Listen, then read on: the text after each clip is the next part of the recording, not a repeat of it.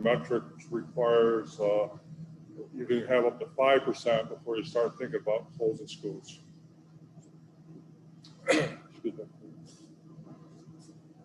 So what we're going to do is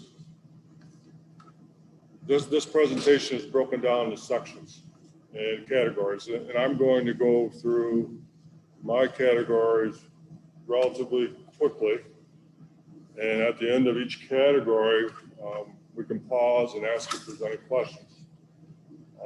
If I'm going too quickly, or if you have a question as I go through the category, there's so few of us here, don't hesitate just to get my attention, raise my hand, and I'll pause. We don't anticipate staying here till 10 o'clock, but if we need to, we will. One of our primary goals, and you took the time to come here on this rainy night, and we're going to take the time to answer all your questions as best that we can, but we need to understand there are some things we're just not going to have the answers to right now. This binder here is the guidance that we use to formulate our plan. And the guidance came from many places. And the primary last two places that we waited, and I think we received it on July 16th, and then they wanted to turn our plan around in 2 weeks, was from the State Education Department. And I think slightly a few days before that, we may have received it from the New York State Department of Health. But we've also been following the guidance of the Center for Disease Control. There's many organizations out there who have been working on providing guidance to transportation associations,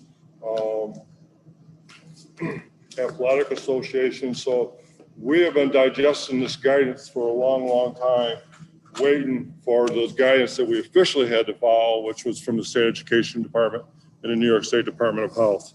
So here we go, if I hit the right arrow. Okay. So in the requirements from the State Education Department and the Department of Health, they said in your reopening plan, you need to address school operating in 3 different ways in the upcoming school year. Remote reopening, which means all the students stay at home and they attend virtually, and that's how we run the school year. Obviously, everybody's least desired approach. Then full reopening, which would bring children, all the students back into class, back into school every single day, 100% attendance. So those were the first 2. Obviously, in our opinion, full reopening would be our goal. Then the hybrid reopening, which is basically we have to split up the student body, bring some in, some days bring the remaining population in, other days simply to meet the social distancing requirements. And the days that a student is at home, they would be accessing lessons remotely. So those were the 3 guidelines, requirements as far as the educational program goes. And Ms. Smith and Mrs. Phillips are going to go into that in detail shortly. So our reopening plan, we were required to address these major categories: communication, health and safety, facilities, etc. We can all see them. And so our document is broken down into those categories. And tonight that's our presentation. We will just highlight certain parts of these categories. Yep. Okay. So category number 1. Communication and engagement. So in our guidance, there was a requirement of how we were to work on this document. So we formed a reopening committee. It consisted of 35 members, might have been 1 or 2 more. That came from representing parents, alumni, teachers, members of non-instructional staff, food service staff, BOCES employees, counselors and administration. So all these people came together, and then they were provided the guidance, and the guidance was broken down to them. They got all this guidance in this book, but the guidance was then broken down.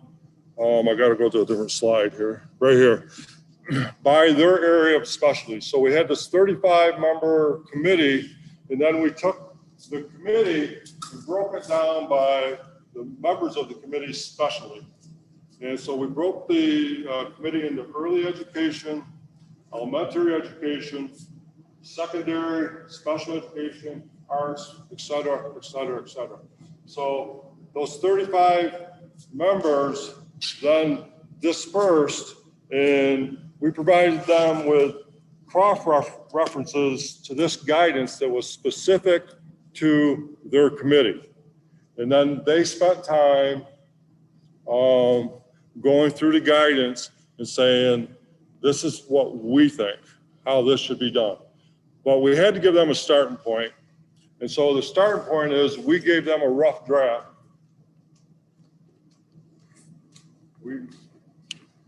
Want me to pause? You can. No, you keep going.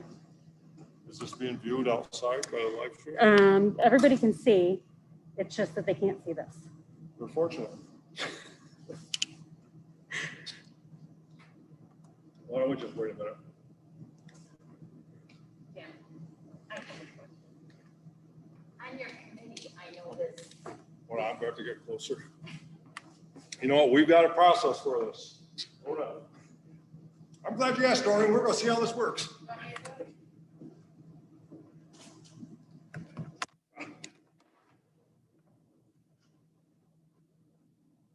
think we're going to see how this works.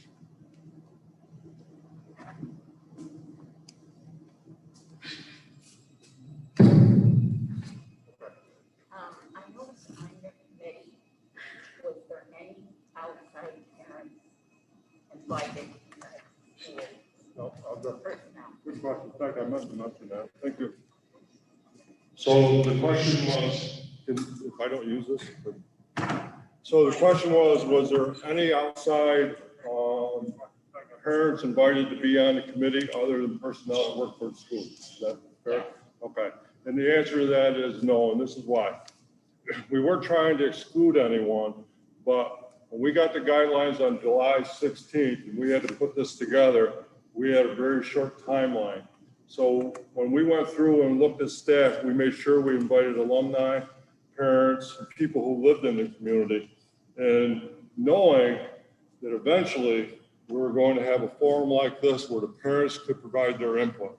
But we started with that format, knowing we were eventually going to go to this format so parents could provide more input. And I can assure you, as I'm thinking about when we all met together, the parents on the committee who also work here represented parents in the community very well. Some of their concerns obviously was childcare. You know, they have young children at home, children with at various age groups.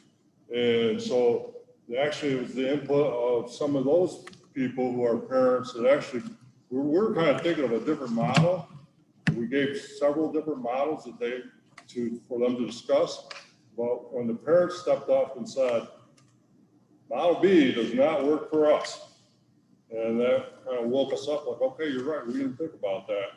And so model B now moved down and model A became more likely to be the model because it did help the families with childcare. Any other questions while we're waiting? Steve? What will transportation? I'm going to have to go over there, Steve, because guess what? My hearing aid. Oh, good. The page. Transportation will look like. Okay, so later in the meeting, in about just a few slides, I will talk about transportation. And that's a big one. They're all big ones. Okay. Any other questions?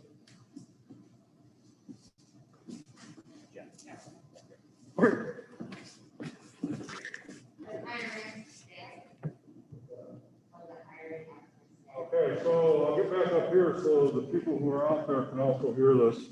So the question was, are we hiring extra staff? In regards to some departments, we may be, because obviously, let's talk about when we get to the part of this presentation that talks about facilities. We're going to be doing, whoa, don't step in front of that light.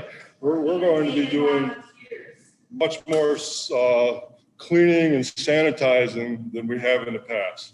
So we're evaluating that need, and I would say it's likely that we're going to have to staff up in that department.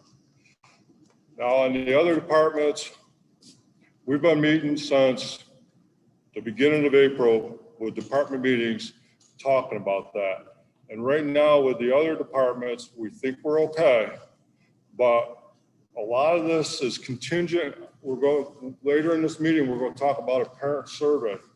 A lot of this is contingent about what we learned from that parent survey. Okay. What about the possibility of volunteers?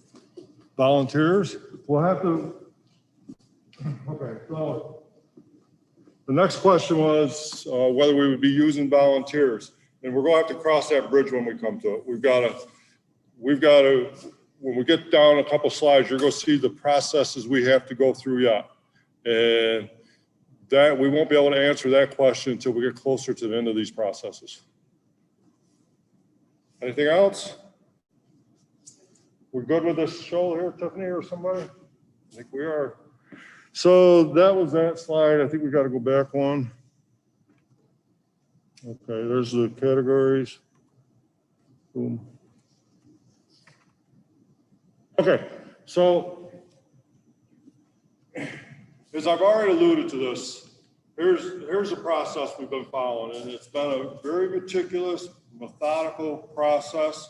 We kind of outlined this early on, and so this is how we're going to attack this, because this is a very complex problem. There are so many moving parts to this problem, to this challenge, that you couldn't just say, okay, I'm going to solve this. You had to break this one challenge down to many little challenges and attack it that way. And so here we started with department meetings early April, reading guidance from the Centers for Disease Control, Departments of Health, looking at what other states were doing, what schools that opened earlier than New York State schools were doing.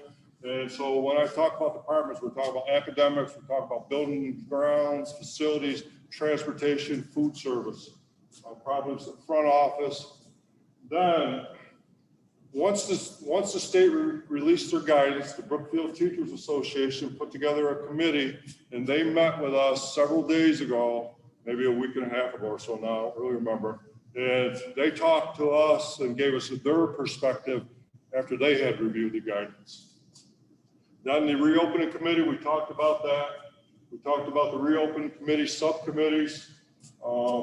Then yesterday, we selected a couple students from each grade, 7, 12, 8, 12, something like that. They came in and met with Ms. Smith and Mrs. Phillips and talked about what school might look like come September 1, and they received input from them. Suffice it to say that, like all of you in this room, I believe, and all of us, when we talk about the remote option, they didn't really want anything to do with that. They've had enough of that. These students want to come back to school, and we want them back here. Okay, so now we're down to where we are right here tonight, the public meetings, so you can hear us give you our presentation about what we've done. And tomorrow, this committee is going to reconvene, but all school employees are now reconvening to talk about this plan and whatever information you provide us tonight. Then the initial reopening plan will be updated. It's already been completed. It will be updated. At the same time, we're working on this family survey that will go out to families in the very near future. Right now, we're kind of thinking this is going to be on our website, and it's going to be like a Google, what's that? Google survey or something that we're working in some other districts right now. Conditions will change. Conditions, I think, are going to just change all year long. They may be changing for many years to come.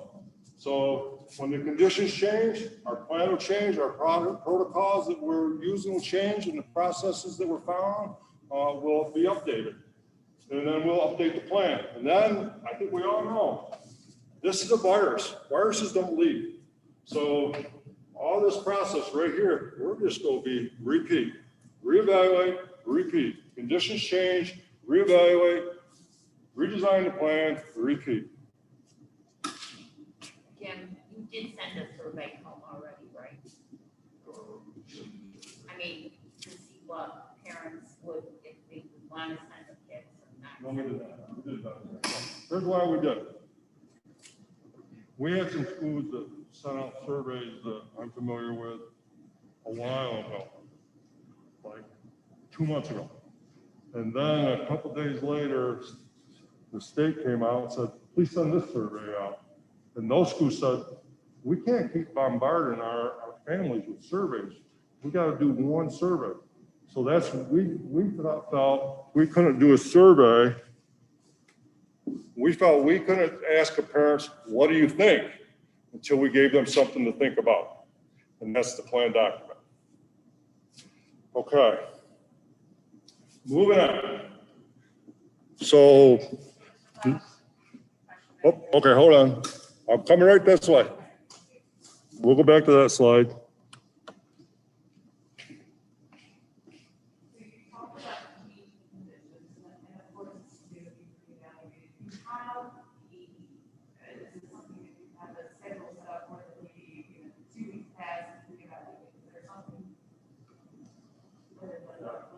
So,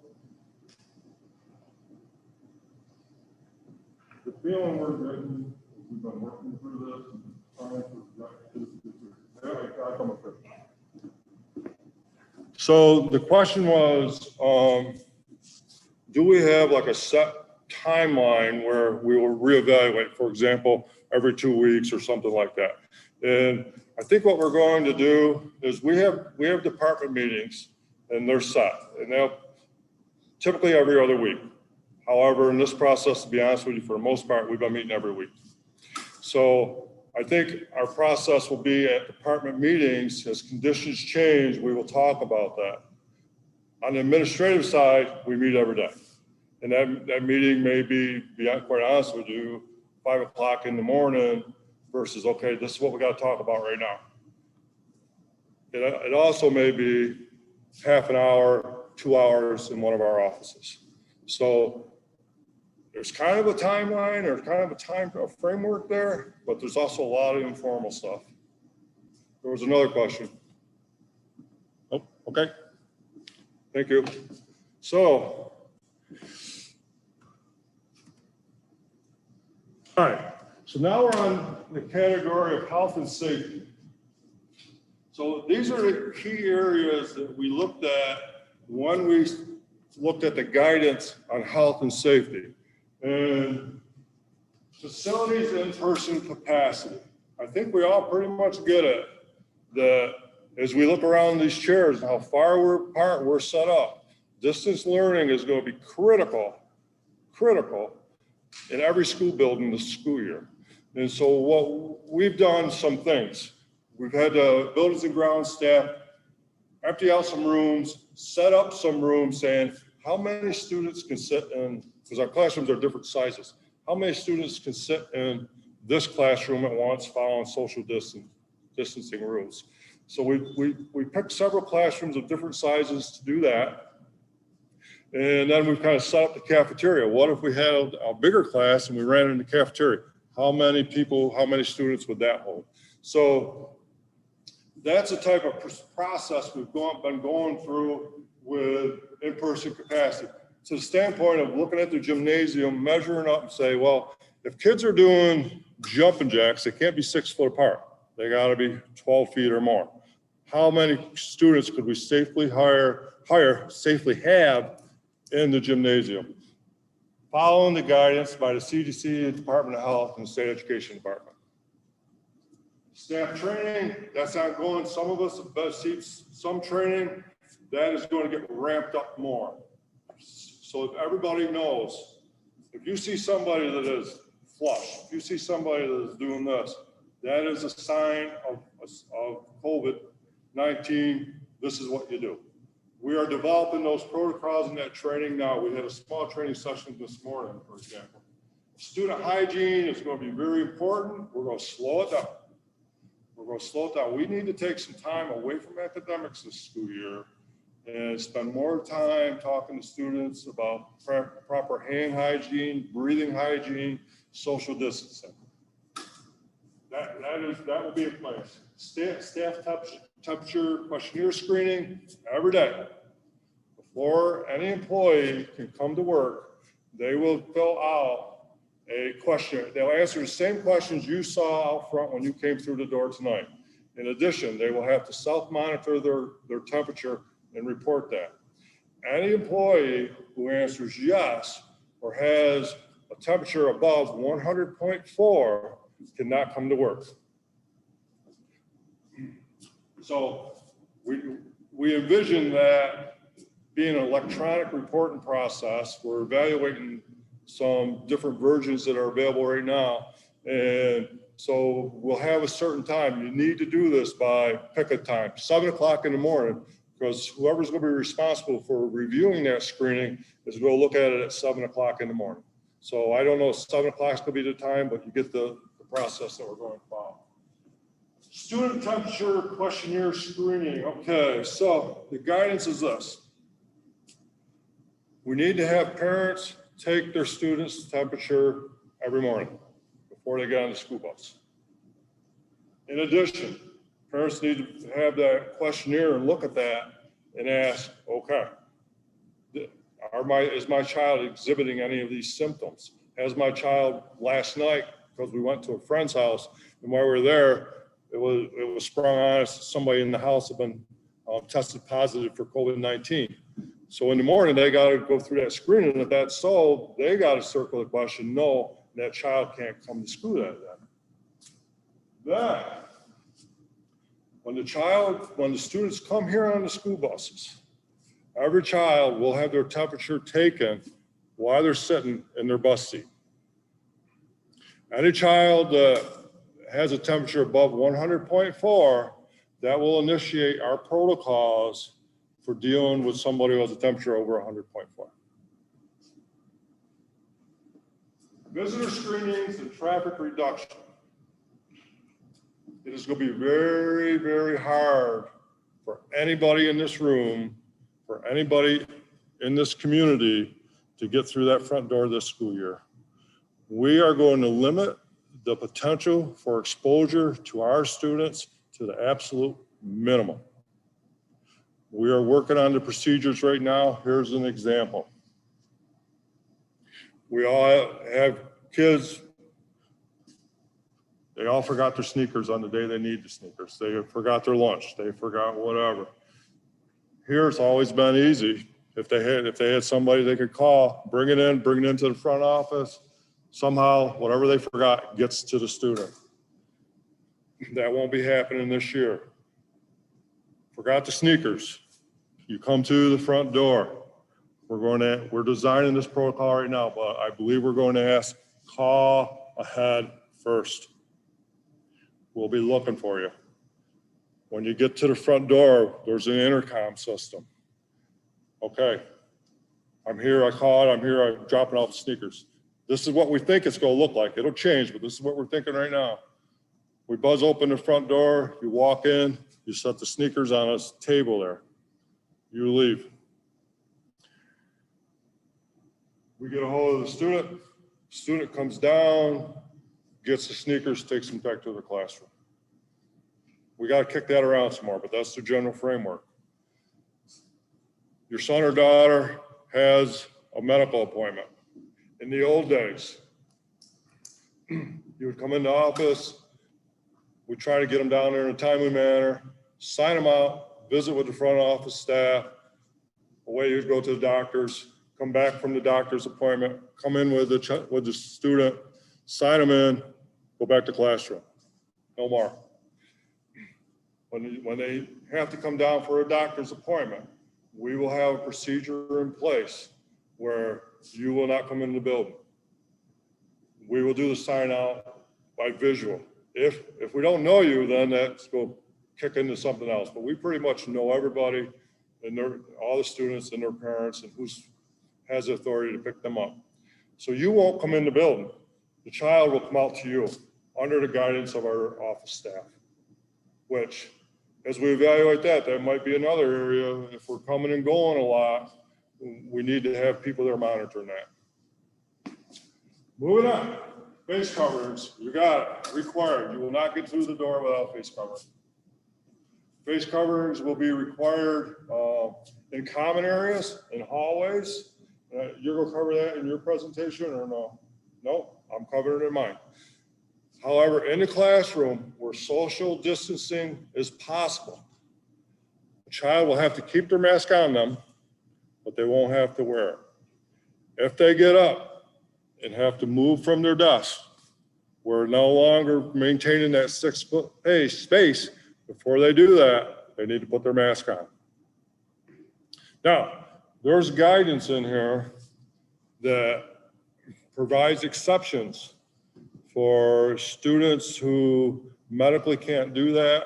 And there might be some other reasons in there, but that isn't something where you call up Kerry Smith or Jim Plows and say, my child can't wear a mask. That doesn't cut it. That's going to have to come from your doctor. Okay, cleaning and disinfection. We've got experience with this. How many of us remember the H1N1 virus when that came to town? I mean, not this specific town, but to the United States. And the protocols we had done was heavy cleaning at night, heavy disinfection at night, periodically through the day. The high touch areas got cleaned periodically through the day. We'll follow those same protocols for this pandemic, although the high clean areas during the day will be getting cleaned, the high touch areas, but at night, the cleaning and disinfection will even be increased more than they were under the H1N1 virus. Okay, Steve, let me gear up. Will 6 bathrooms be open? All bathrooms? We'll try to get the process. Yeah, all bathrooms will be open because obviously we don't want to funnel people, and so they'll all remain open. What we've got to work on, starting tomorrow when the teachers and non-instructional staff come back and over the next several weeks, we need to work on how is a class going to function and for bathroom breaks, water breaks, mask breaks. You know, if they're too close together and they're wearing masks for a little while, mask breaks. We got to work on, okay, this is stressful for students. This is stressful for teachers.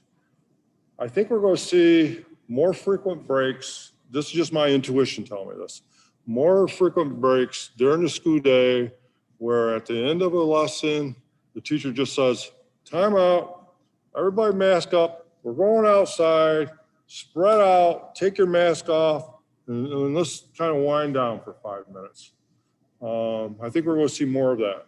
But those are things we definitely have to work on. Any more questions before we move on? Oh, there might be another health and safety. I'm taking a lot longer than what they allotted me. Okay, hold on, please.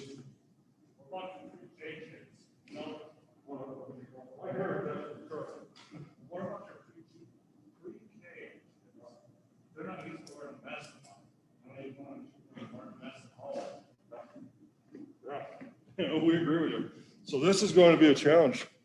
Everybody knows what schools look like. These kids are great kids here, but they're kids. So we have a pre-K student. It's going to be a difficult process. It's going to be a difficult process.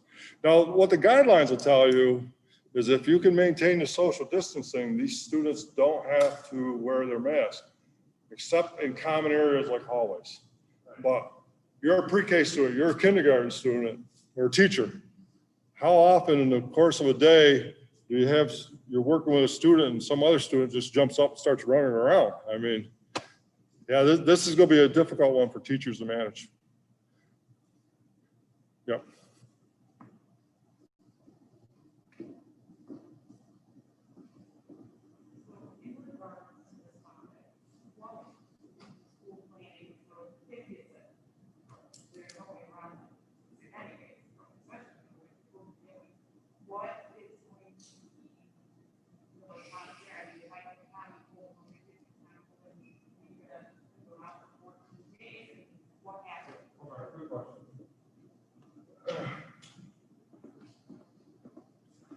Okay, so the question is, most kids get sick. They get the common cold, get the flu. What is the process there? So let's start with this, then we'll go to this. Our nurse's office, probably everybody knows where our nurse's office is. It's being relocated. We are required to have, and this will address your question, I believe. We're now required to have two areas. An area for students who are just having the common cold or they just got a bloody nose, an evaluation room or an evaluation area. Then we're required to have, I use the term room, but it's isolation area, where somebody who is exhibiting symptoms that may be COVID-19 related has to go to that isolation area, isolation room. So our plan right now is to take the pre-kindergarten room and the kindergarten room. One of those rooms will be our typical nurse's room. A child has evaluation room. A child has asthma and is required to go down for an asthma treatment every day. That'll occur in the evaluation room. A teacher calls the nurse and says, I have a sick student here and I'm thinking some of these signs may be COVID related. That student comes down and goes to the room across the hall, the isolation room. And then I'm not a medical professional, but so then our school nurse starts the evaluation process in the isolation room. May come out of it with common cold, not an issue, let's give the parents a call. May come out of it with, yes, this is COVID-19 symptoms. This is that student's cot, it's isolated, we have barriers. We will have barriers. The nurse will have the protocols. I have them, but again, I'm not a medical professional. The nurse will have the protocols that are designed by the Madison County Department of Health, and she'll initiate the procedures related to that. It's pretty extensive and pretty intensive. So that's the general answer. What about like a time frame to, let's say if like, if I'm told, is there a concern the child needs to be out of school for X amount of days, even if they determine that it's not, but, you know, this is the, we're along the panic side. Yeah.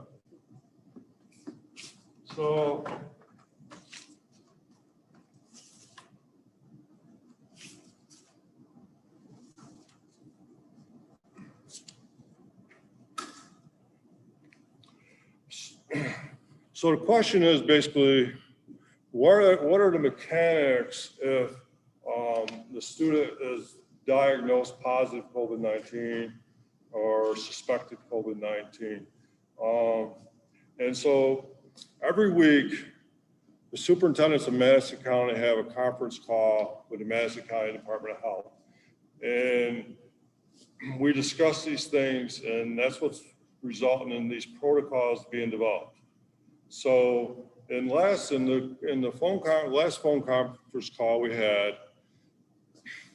a number of things stick in my mind. But one, they have an infectious disease control person there. And one thing that person said that really stuck in my mind is, we have these protocols, but every case is a little bit different. So actually what we might do might be a little bit different.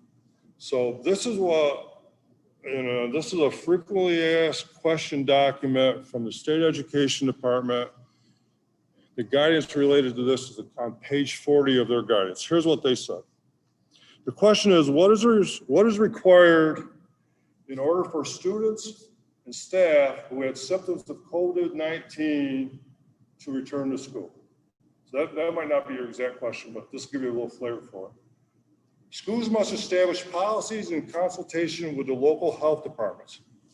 That's what we're doing. About the requirements for determining when individuals, particularly students, who screen positive for COVID-19 symptoms can return to the in-person learning environment, which is exactly where you're going, I believe, with your question. This returning to learning protocol must include at a minimum documentation of evaluation by a healthcare provider in writing, negative COVID-19 testing, and symptom resolution. Or if COVID-19 positive, then release from isolation is required by the Department of Health and New York State Education Department guidance. So this is the type of stuff we're trying to digest, and we're developing written protocols, guidance from the Madison County Department of Health, who I got to tell you, I have a ton of respect for those people. Just to expand on that, it's kind of leaning towards alternating the symptom, honestly, and coughing, sneezing, all that kind of stuff is the concerns with like the hospital. So let's say it's not you do the screening, there says, no, that's not what it is, we're talking about, but was they have those symptoms, right? That they might not have to the doctor, or have to the doctor, or not to take a test. Because I don't take my kids every time to the pool. You know what I'm saying? It's a concern. Right, yeah.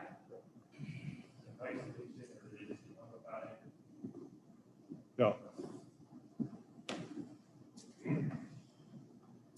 So in regards to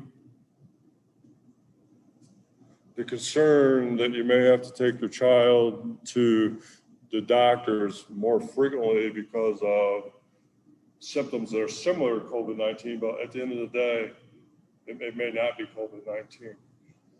I guess if we follow the protocols that I expect the Department of Health is going to give us, and we're going to follow them, we'll probably go err on the side of being conservative there. But again, we need more time to digest this guidance. In regards to if a student is in a classroom, they go to the nurse and they're having COVID-19 symptoms. So a couple phone calls ago with the county health department, that was addressed. A neuroinfectious disease expert walked through a number of different scenarios. And they walked through scenarios which case the classroom teacher and students would have to be isolated, and they walked through and maybe eventually quarantine. They walked through scenarios where that would not be required. Our responsibility is going to be, and this has to come from the health professional, is when that occurs, on my cell phone, it will be on Carrie's and on Julie Jones's, it's going to be a direct line with the county health department that says, this is what we got going on. And they will say, okay, this is what you do, or they may say, okay, we're on our way. So there's all these different scenarios depending on the particular situation.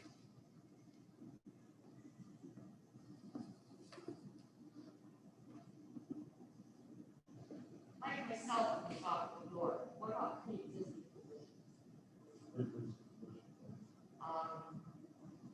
Nathan gets, his allergies are really bad in the fall. And in the spring it's not. Do I need documentation from the doctor that has allergies, they may have the cough, they may have sinus infection? So if we look at any individual student's health concerns, that's going to have to be evaluated on a case-by-case basis. There's no blanket answer to that one. My doctor has no problem giving documentation, that's why I asked. Yeah. Okay, so let's pause for 1 second. Do we have any questions?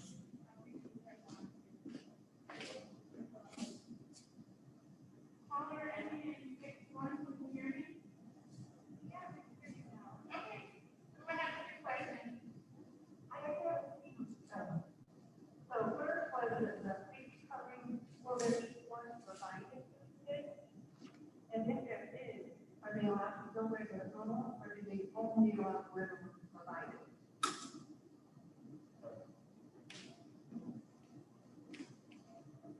So the question was,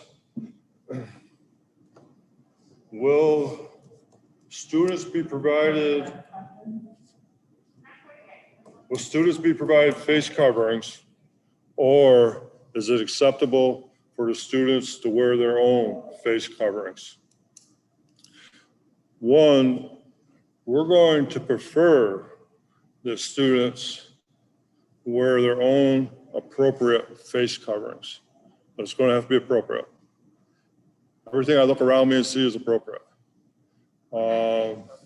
And there's also, and this is going to come, if we go back a few slides, when we're going to talk about, there was a slide there that said the hand hygiene. There's also mask hygiene. And then we're going to train students in mask hygiene. And I can't wear this mask 6 days in a row. You know, the masks have got to be cleaned and cleaned frequently. So the answer to the person who asked the question is, if a student shows up without a mask, we'll have a mask for them. We prefer that they bring their own mask. This is just Jim Plow's thinking. I think this mask industry, this face covering industry is going to make a ton of money if they can print the logos, and I know they can, on these mask coverings. So were they able to hear that answer?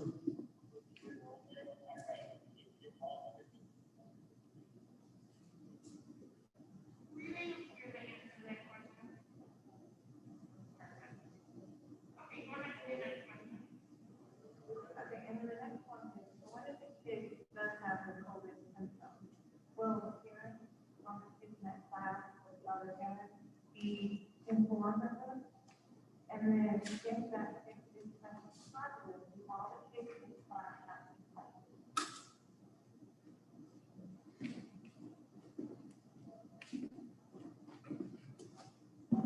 play? Okay.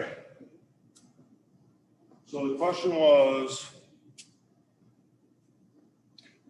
I think the question was, if a student is tested positive for COVID-19, do all the other students in that classroom have to be tested? So the answer is, if somebody's tested positive COVID-19, the answer I just read is going to go into play.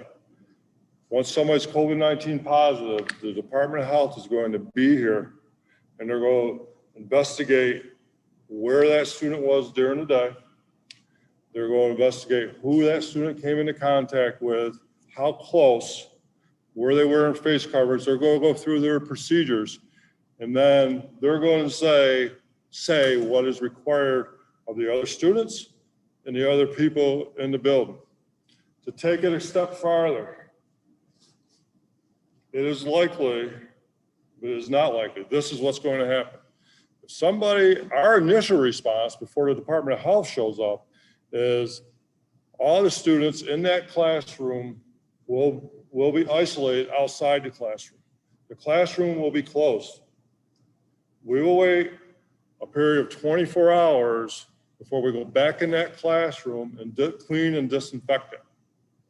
In the meantime, that will give the Madison County Department of Health time to come in and start their contact tracing and their investigation. Based on what they determine, the response will be adjusted. Now, it could be as much as it could be we're fine. Based on our research, our investigation, we're fine.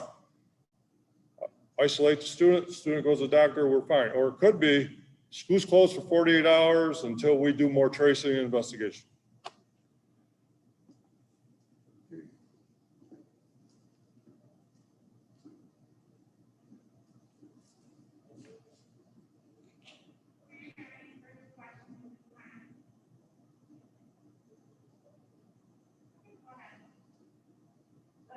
And then what if they just have a symptom? Will the parent of the kids who've been in contact with the kids with symptoms hold, so they keep an eye out for symptoms and no children?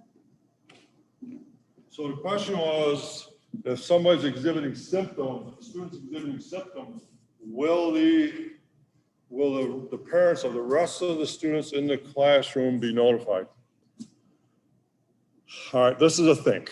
I think yes. But I'm pretty sure yes, okay? But again, those protocols are being developed over the next several days.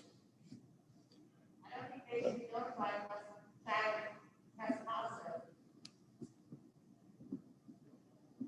I don't think anybody needs to be notified if they're having symptoms unless they test positive. Okay, well, that's fine. And that may ultimately be what is decided, but It sets up a profile in the past. Now you have a child who's being ostracized by, I don't want you to hear that kid, I understand what you're saying. so. We'll follow the guidance, so, and see where it takes us.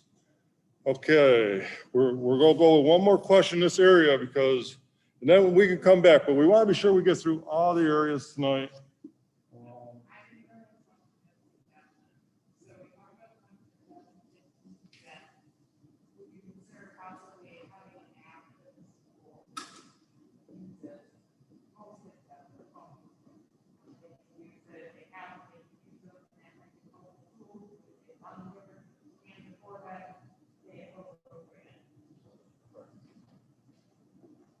So the suggestion or question is, would we consider using an app for certain monitoring things?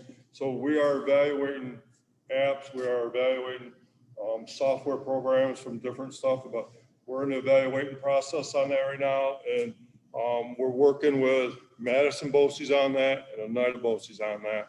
And to be honest with you, the superintendents of Oneida BOCES, which we're a part of that BOCES, there isn't a day goes by that we don't talk about this. So we're all working on it together. We need to move. I don't want, okay, here we go. So we got through a lot of this. I will just, right here, this individual school metrics. So we're working with Madison County Department of Health to devise a metrics that would say, taking all these things into consideration, you come up to a score. And when you reach a score of such a number, pick, I don't know what it is, 5, 10, but when you reach that level, this is the school's reaction, school's closed. So we're developing metrics there to take the health of the community into account and the health of the school into account. And they're working on it, and they're doing a nice job. So it's not just gonna be, God, Jim Plowson had a bad day today, he saw 3 kids that were sick, we're closing school. We're developing a metrics with the Department of Health so that there's a solid way of doing that, where we take the emotion out of it, hopefully. Okay, we're moving on to the next section, facilities. We've been doing many, many things with the facilities, trying to make it safer. And these are some lists. Hand sanitizer dispensers we now have in our restrooms. If they're not in all the restrooms yet, they will be. It took time to get these things here. Touchless soap and towel dispensers, touchless towel dispensers. We have some temporary hand wash stations we're going to put throughout the building. A lot of these things take a while to get here. So we have, well, however many we have, but maybe we've ordered more and hopefully they're here by September, but they may not be. Drinking water, we've ordered attachments to go on our water fountains so that to fill water bottles instead of kids drinking out of fountains. And we would encourage students to bring their own water bottles. Ventilation, we've got our ventilation system, and thank God we just did all the improvements we did to the heat and ventilation system because this is really going to help. So we've got that set where it's on maximum circulation, the maximum amount of air that can come through those is happening right now. Plus we've upgraded our filters so that these filters that are ordered and on their way that will be in all the rooms systems will capture the droplets or the bacteria from that virus. Classroom organization, our classrooms are full of stuff. Most of that stuff is going to go elsewhere, simply so that we can sanitize and not have all these horizontal surfaces all over the place, like bookshelves and everything. A lot of stuff's coming out of the classroom. Clean and disinfectant, that's the protocol that I mentioned earlier when we did the H1N1. All right, food service.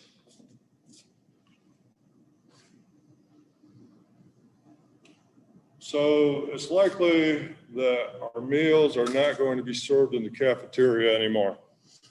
It's probably the students are going to be eating in their classroom, or maybe they're going to be eating outside on a good day. The meals will get prepared in the cafeteria. They'll be delivered to the students. Either the morning or the day before, we're working on this process. This is going to be a pretty consistent process through all the schools in our region, because this is actually going to be a BOCES program, because BOCES operates our food service program. And so I think they do like 30 schools or something. So this process is probably going to be the same in all those 30 schools. Maybe it's 25 schools. They do a lot. So meals get prepared, meals get delivered to the classrooms, and that's pretty much it. Sitting in the cafeteria shoulder to shoulder isn't going to work anymore. Hand hygiene protocols, we talked about that before, where we will continue to train students in proper hand hygiene, but before they eat and after they eat, it'll be done. There'll be time set aside so they can do that.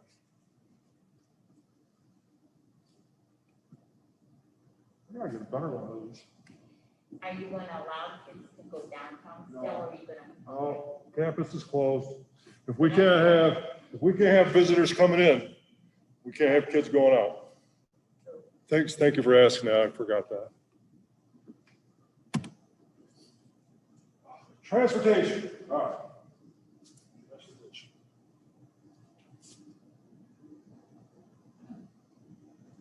So our transportation team has sat down and looked at all our transportation routes, and we gave them a couple scenarios. So figure on 50% kids coming every other day, the other 50%, split it up. Next scenario, you're bringing them all in, figure out how you're going to do it. So they've done it. But what's key to this is the parent survey. When that survey goes out in the next few days, there's going to be questions there related to transportation. And it's going to ask, will your child be riding the school bus this year? Will your child be walking to school? Will you be bringing your child? So there's going to be several questions there, and we have to have the names of the parents on this survey, because from that information, we can fine tune our transportation routes. With that information, we will be bringing in our students by families. The guidance tells us, 1, on the school bus, kids need to wear their mask. 2, kids need to be socially distanced on the school bus, meaning there's Johnny Jones' house, quarter mile down the road is Fred Smith's house. Johnny Jones sits in the last seat, first kid picked up sits in the last seat in the bus. Fred Smith sits 2 or 3 seats, whatever it is, to get 6 foot apart going forward. Next family, some other name, 4 students. They get 6 feet in front of whoever I said last, Smith. But all 4 of them, in the first 2 cases, there's 1 child to a seat. Now we have 4 family members. They can sit 3 to a seat or 2 to a seat right next to one another. So that's how we have to design our transportation routes on families, so we can figure out how to get all the children here. Okay, so what are we talking about? Social distancing, picking up, okay.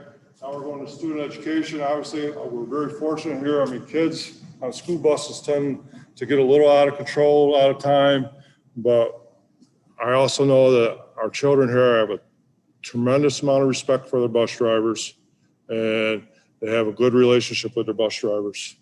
And we're going to need the parents at home to reinforce more than ever that we need to behave on the school bus.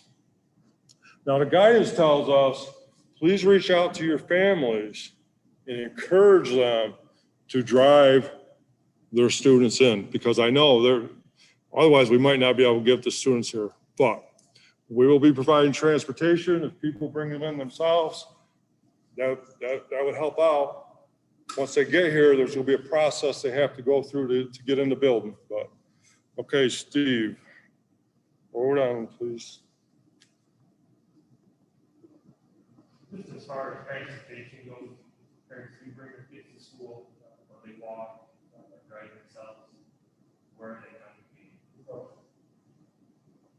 All right, so the question is, if a student walks to school or if the parents bring a student in themselves, not on a school bus, where are they congregating? Number one, we're not gonna let them congregate. And how they're going to enter the building yet, we don't know. But let me give you an example of what we're doing with school buses. When those school buses pull in, they're gonna be staggered. School bus, number 66 pulls in. School personnel gets on the school bus, goes down through taking the student's temperature. Everybody's passed. Everybody gets off, heads into the building. And this is going to work. These bus drivers are great. About the time that last kid starts to get off that first bus, the second bus has just pulled in and stopped. School personnel go on that bus. So it's not going to be, they come, the buses arrive at 7:40 and they all sit there for 5 minutes until they let the children off. When that bus pulls in, school personnel's on it. They're getting their temperature taken, they're off. The next bus is then pulling in. I suspect, Steve, thinking aloud.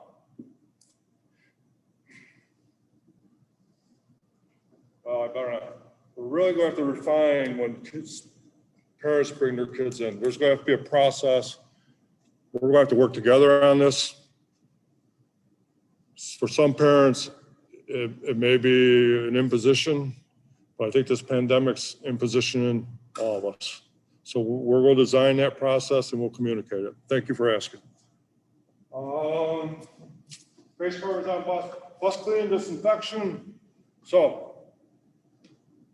bus shows up, kids get off, bus goes to the bus garage, high touch areas get sanitized at a minimum, maybe even more. It's ready to do its night route. Gets back from the night route, thorough cleaning. Maybe 2 thorough cleanings there. Definitely high touch areas, midday. No bus will drop students off and pick up more students, allow more students on it until it's been disinfected. All right, questions over there, Tiffany?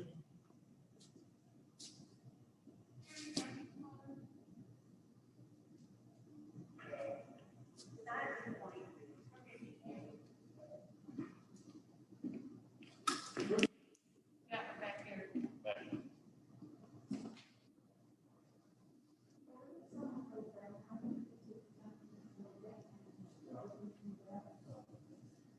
So right now, our procedure is a little bit different for the summer programs because they're going to BOCES. But our procedure will be different for here. Yeah. First line of responsibility is the parent taking the student's temperature. Clarification on that. So the parents are taking temperature and doing a survey of sorts, but then also the students doing it as well. Kids get sick on the bus. Kind of double features. It's double features. Yeah, we're going to be very conservative on this. So that's why we're doing it. Okay, we talked about the staggered school bus arrivals. Student health checks occur on the bus. And we'll continue to refine this procedure as well as all of our other procedures. And I'll turn this over to Mrs. Phelps for the social emotional well-being. Thank you, everyone. I appreciate your questions. We good over there, Tiffany? Thank you. So we know this is going to be socially difficult for kids. It has been. It's been really hard for them over the summer. And when they come back into school, it's going to be hard for them too. So we have a school counseling plan that we had to do last year, but we went back in and updated with the Department of Health and New York State Education Department guidance. So it's all updated with the new things. There's been an advisory committee established that includes 3 certified counselors, certified school psychologists, the school nurse, and our administrators.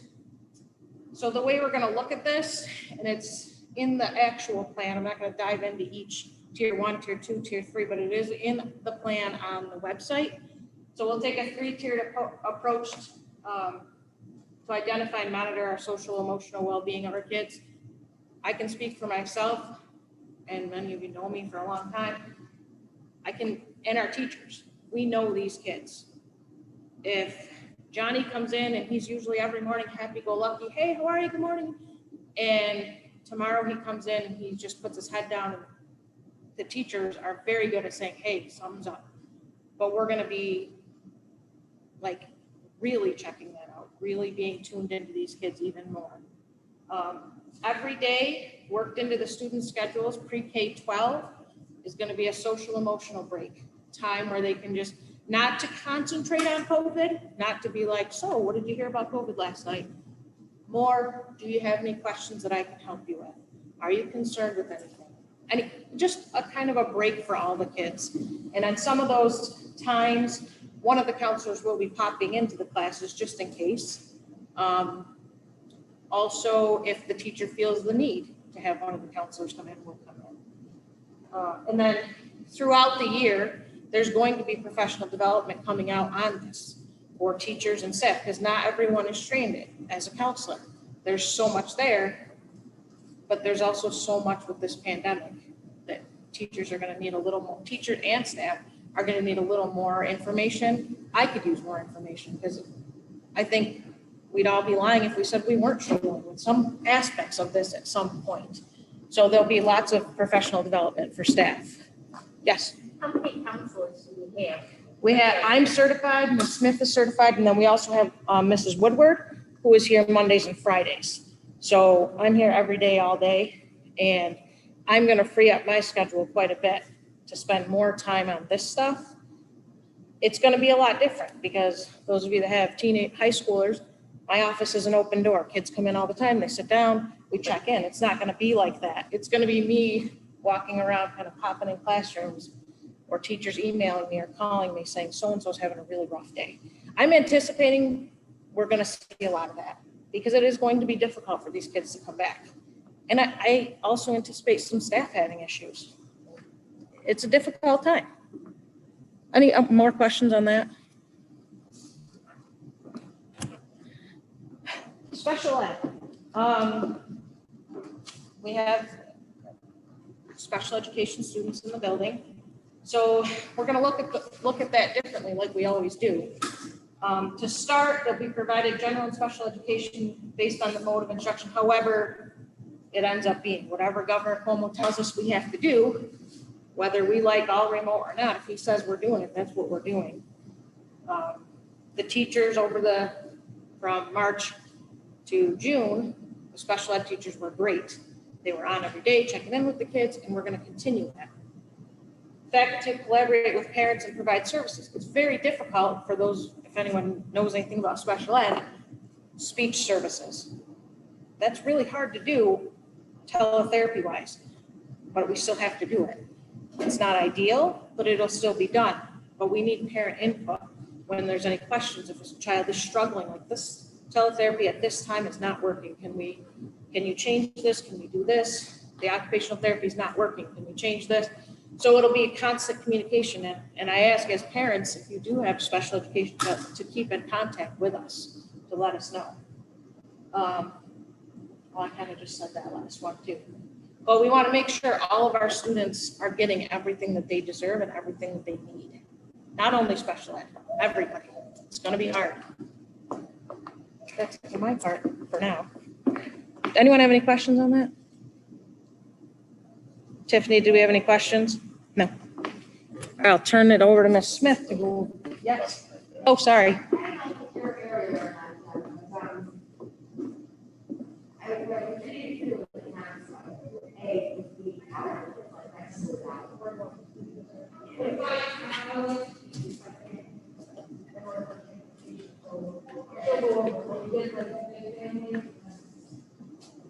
you know what my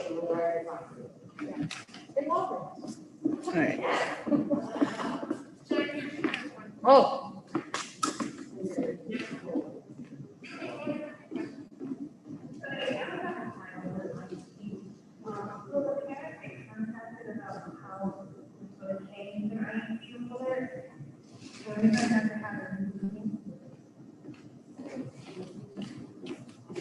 so the question was asking, if an IEP changes, will we have to have a new meeting or will we? It will depend. I'm not going to say we have to have a meeting, but I'm not going to say we don't have to have a meeting.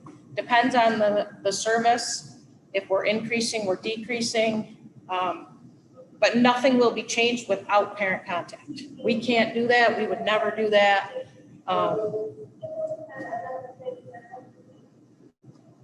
So it will depend on the service or what the thing is. Most of the time, it won't need a meeting. We can do what's called an amendment and just change it. Did they, is that good? Okay, answer your question. Yes, okay. Anything else? Thank you, Mrs. Phillips. The next 3 slides that I have will go over the 3 different scheduling options. So I'll go through each slide, and then when I'm done with the 3rd option, and then I'll pause for questions. The first option would be 100% remote.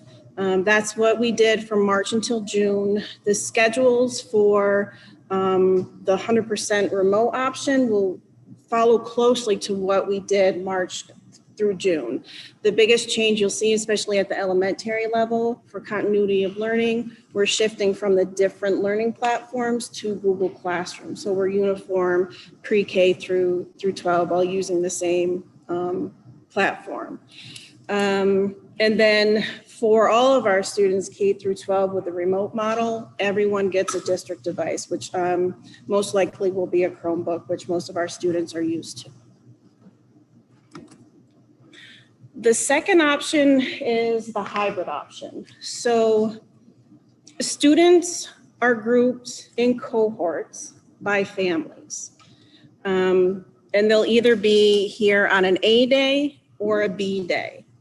If a student is here on an A day, they're here Monday, Wednesday, every other Friday. If a student is in group B, they're here Tuesday, Thursday, every other Friday, opposite of group A.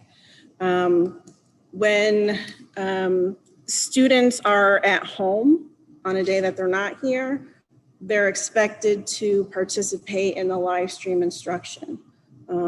So they'll have a class schedule to follow when their teachers are on. Let's say for ELA, they'll need to be on, if it's starting at 9, we expect that student to be on at 9 o'clock, ready to learn.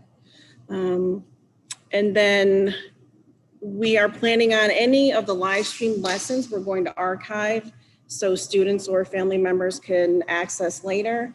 We understand that, a student might not be able to be on for an online lesson because of a dentist appointment, doctor's appointment, whatever. So they can go back and access what was live stream that'll be recorded, so they can go back to it. With the hybrid option, with us grouping by cohorts, it reduces the amount of students in each classroom by half. So also with a hybrid option, and I'll talk a little bit more about the splitting of the classrooms with our 3rd option, because we're reducing the amount of students in here by half, it eliminates the need for us to split a class into 2 or 3 classrooms. And I'll talk about that a little bit in a second.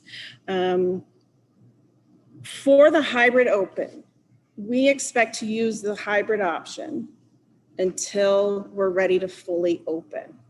This is going to allow teachers and students the time to get reacclimated to online learning, get used to the schedule that they'll follow throughout the school year, and also prepare students and staff should we have to go 100% remote at any point. Our students and staff will be ready to jump right back into learning. And then again, with the hybrid learning, every student K through 12 will have their own device to take home. 3rd option, full reopening. So every student is here every single day. The schedule that students will follow will closely mirror the schedules that we followed in years past that we don't anticipate scheduling to change. To minimize the amount of traffic, the student traffic around the building, teachers are going to go to the students. So teachers will have a cart, they'll bring their materials to the students rather than students going to the teachers. Each grade level, depending on their size, will be split between 2 to 3 classrooms. So an example might be 4th grade. We have them in 4th grade classroom, but we also have half of them in the other classroom next door. So Mrs. Rutherford is teaching her lesson. That lesson is live streamed also next door, and it's interactive. So if a student in the other classroom had a question, needs to collaborate with the other classmates, they have that ability, and there will be another adult in that classroom to help facilitate. The issue with the full reopening, what we found pretty quickly when we were measuring out space, BCS doesn't have the room to be able to split every single class between 2 to 3 classrooms. So then Mr. Plaza is going to talk a little bit about that, some ideas to help alleviate that. Before I go on to attendance, are there any questions about option 1, the 100% remote, option 2, the hybrid, or 3? I'm just wondering, how are you going to do phys ed, music, art? I'll go with Mrs. Phillips. So, I've been every day, make sure that's my desk. We're going to get those all. Band, I'm sorry. Band is not one of them. Band and chorus probably, we can't fit. We cannot just do the 12 to 15 feet that they're saying. Right. My goal has been to get pre-K or K6 phys ed every day that your child is in this building. So if you're on a Monday, Wednesday, they're gonna need that room. Also, every kid will get music or art every week. So if you're on Monday, when you're an AD kid, you will have art once a week, every week. So Last year, it's gonna be a lot different because not every kid's gonna be here every day. When the classes are here every day, so they could get art twice a week. But since like half the kids will be here, I have to double schedule. So it's going to be different until we can do a full year. so there won't be music. There will be music class, absolutely music class. It's just gonna be different. The kids, like the music teacher, most likely going to push into the class and do music with the students. But the singing is really, They can't sing. we're not supposed to do singing unless they're 12 to 15 feet apart. So that might be something we look at doing outside at some point, but the main goal is to keep all the core classes because honestly, we know these kids are, a lot of them are gonna be having fun. Would it take to go half days then? We didn't even look at half days. No, mean, I don't think we would.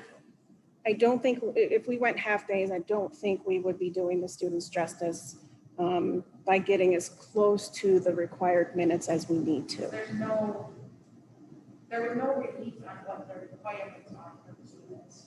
The only special that has a time associated with it. So I'm conscious, and I really feel that he is extremely important.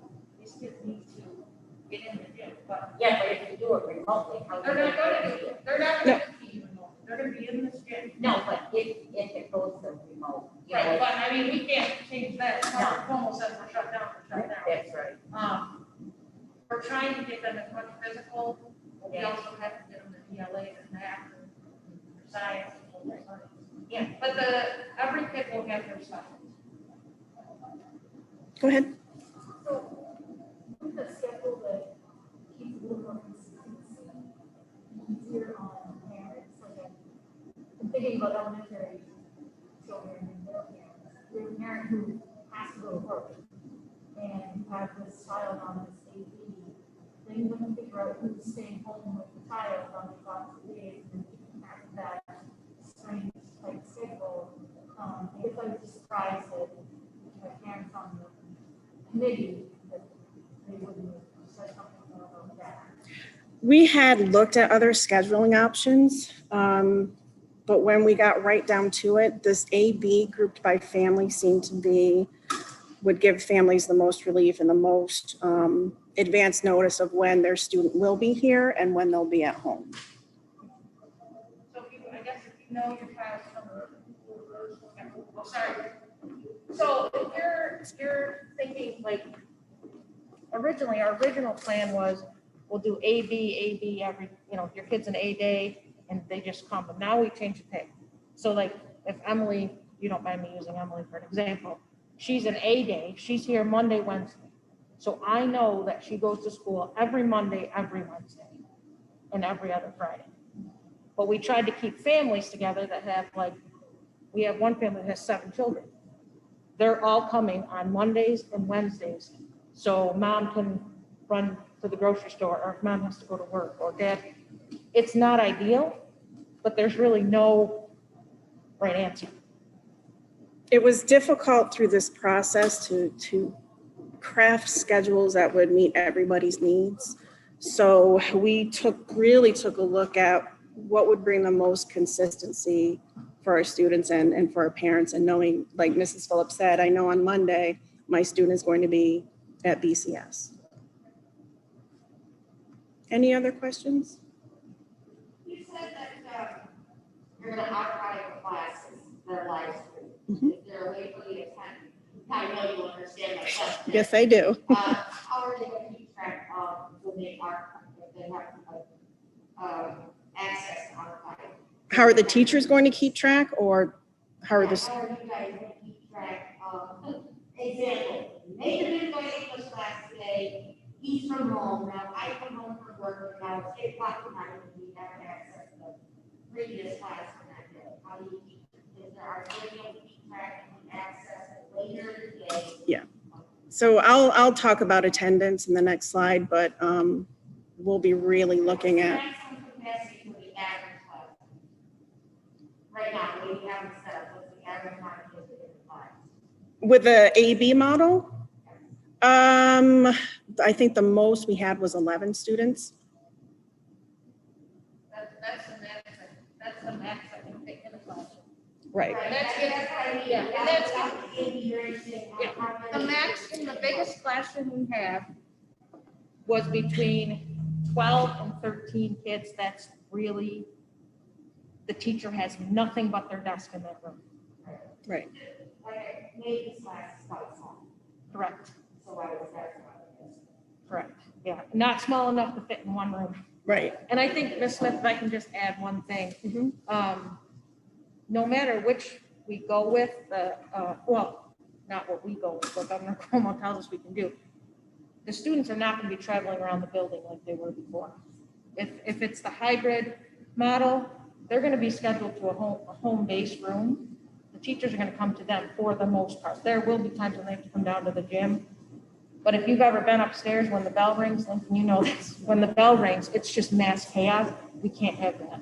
We measured out the hallways and they'd have to walk like as close to the walls as possible to minimize. We just have to minimize the traffic. And especially at the 712 level, that's important to have a home base because they won't be able to use their lockers. So their home base is that room, and they can leave their things, and they'll be there pretty much all day.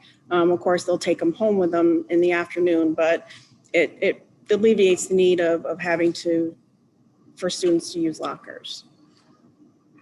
What? There was an issue I saw on the news, that they said they did complete 100% remote learning without the staff being coming into the school. There's a possibility the schools losing the same money. That I haven't heard, that I can't speak to. And this one's not a question, so what's a suggestion? More than the live streaming and everything, they would hear me. Has anybody considered, like she said, daycare and whatnot?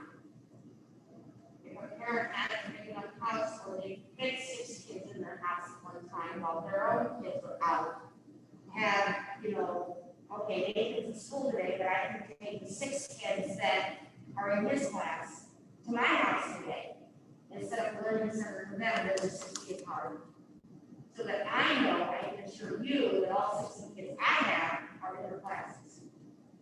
I think that would have to be up to parent preference, Right, I'm yeah. just saying, so Yep. maybe, you know, could anybody set up a learning center to at least, you know, be able to get these kids online? Like, my husband would drive a shop, I would use the old shop, I have internet there. It's 300 square feet. I can make 62 cars. Right, right. I mean, it's certainly an option parents could consider. Like she said, you know, her neighbor's kids, her kids all go the same day. Or her neighbor's kids go one day, her kid goes another, when her neighbor set up a learning for her kids. You know, so basically we're all daycaring for everyone else's kids. To help out the parents and so that. Ms. Smith, if I could answer that. Sure. So that's a good question. And the feedback I would give to the parents is coming from that background of being a daycare provider, there are a lot of guidelines besides what the state, sorry, I can get this off. There are a lot of guidelines. The parents will need to look into doing something like that for other parents and their children because there are separate guidelines for daycares. So that's a good question, but definitely parents should be looking into what those guidelines are being in their home. I don't think consider daycare was there for day. Well, Like, I'm not saying there's it's certain really age, right, there's certain age guidelines as well as the number of children that you can in that home. right. If you're doing a learning center or a daycare center. So if that's something that parents are interested in doing, they should definitely be looking into that state guidelines. I think, you know, access to the pre-K really is small. Obviously, you can have to and whatnot, but, you know, like I said, if I can get 6 kids in the shop, yes, I got to look at the guidelines to make sure I do what I'm supposed to do. I'm just getting feedback as far as licensing and all of that does get involved at a certain point when you take in a certain number of children at certain age groups. So definitely look into that. For you to have a good- I'm just thinking like a different style of co-parenting. Thank you. Any other questions? Go ahead.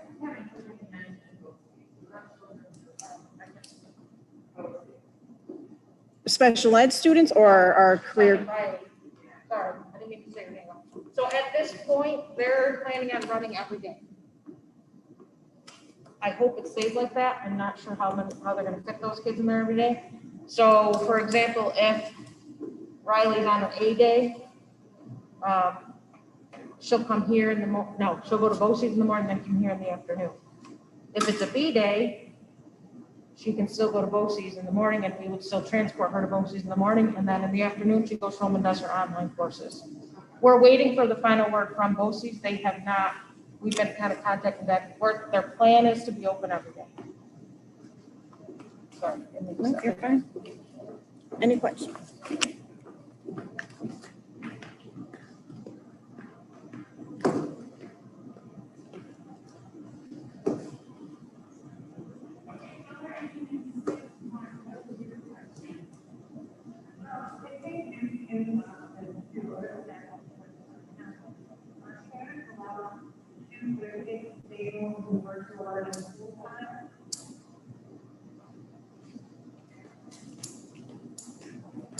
So the question was, with the option, what we go with, the scheduling option.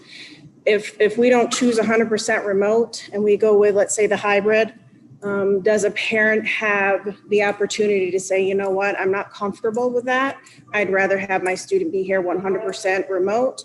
Absolutely. And that would be one of the questions in the survey is, are you comfortable sending your student here either fully reopened or on a staggered AB day? So absolutely parents have that say in if they want to do 100%. And so that would be the same virtual learning. Correct. Right? Correct. Yep. Virtual learning, it would be very close to what students did March through June.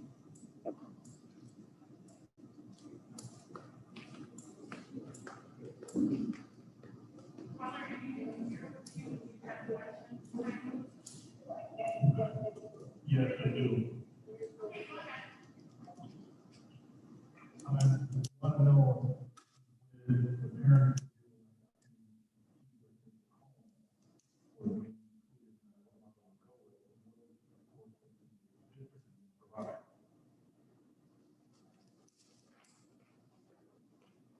So the question is, if a parent chooses to keep their student home 100%, what support will BCS provide? We'll provide all of the instruction. The student will have their own district device. They will be a part of the class. They'll have a class schedule that they'll follow. It'll mirror what they did from March until June. They're still ours. They're still our student. We're still responsible for providing their education. So we provide all the materials and educational materials that they need.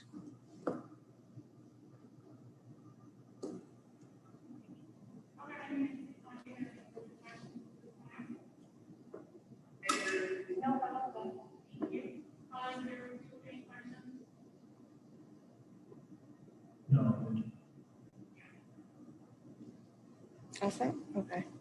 Okay. If they do that online thing, are they going to be graded on their work? Like, is it before sending them?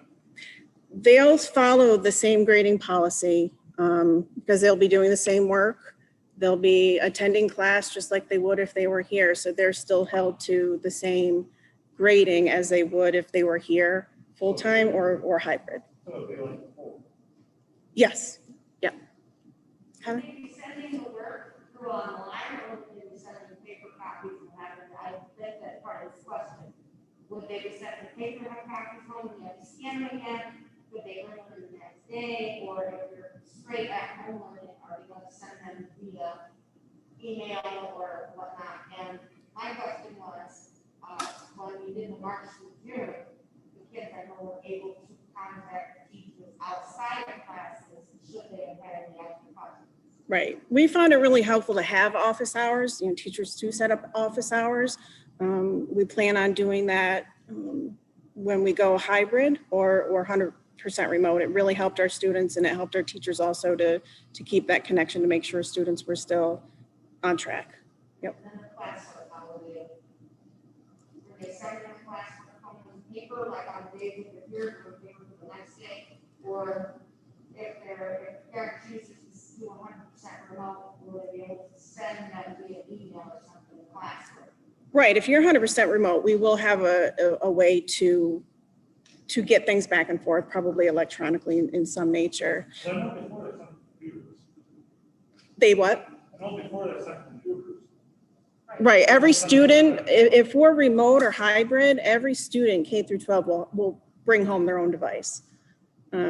And that would be one of the questions, and I'll talk a little bit in a few minutes, but we know that there's going to be some issues with internet. We understand that, so that will be a part of our survey, a question: what is your connectivity like? We understand there's going to be issues, so if issues arise with connectivity, instruction will also be paper-based. So what students are learning online, the student who has internet issues will also have that paper copy for them. Steve? Yeah, just regarding, let's say we're keeping my children home, will the lessons be live streamed, or will they be? Yes, So the classroom will all have cameras live streaming. correct.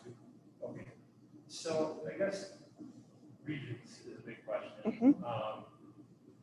What's that going to look like if my children or my child does think, well, I think Regents here, labs, things of that nature? How would that?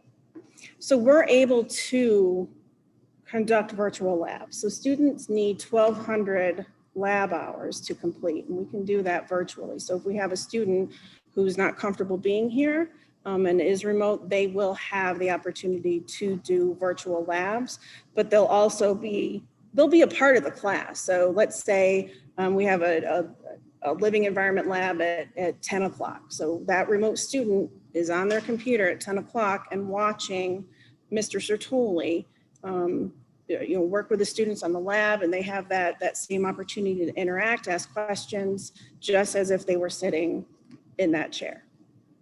And where will the curriculum start this year? Will we kind of start where they kind of left off last year? So right now, the plan is to start what grade they're coming into.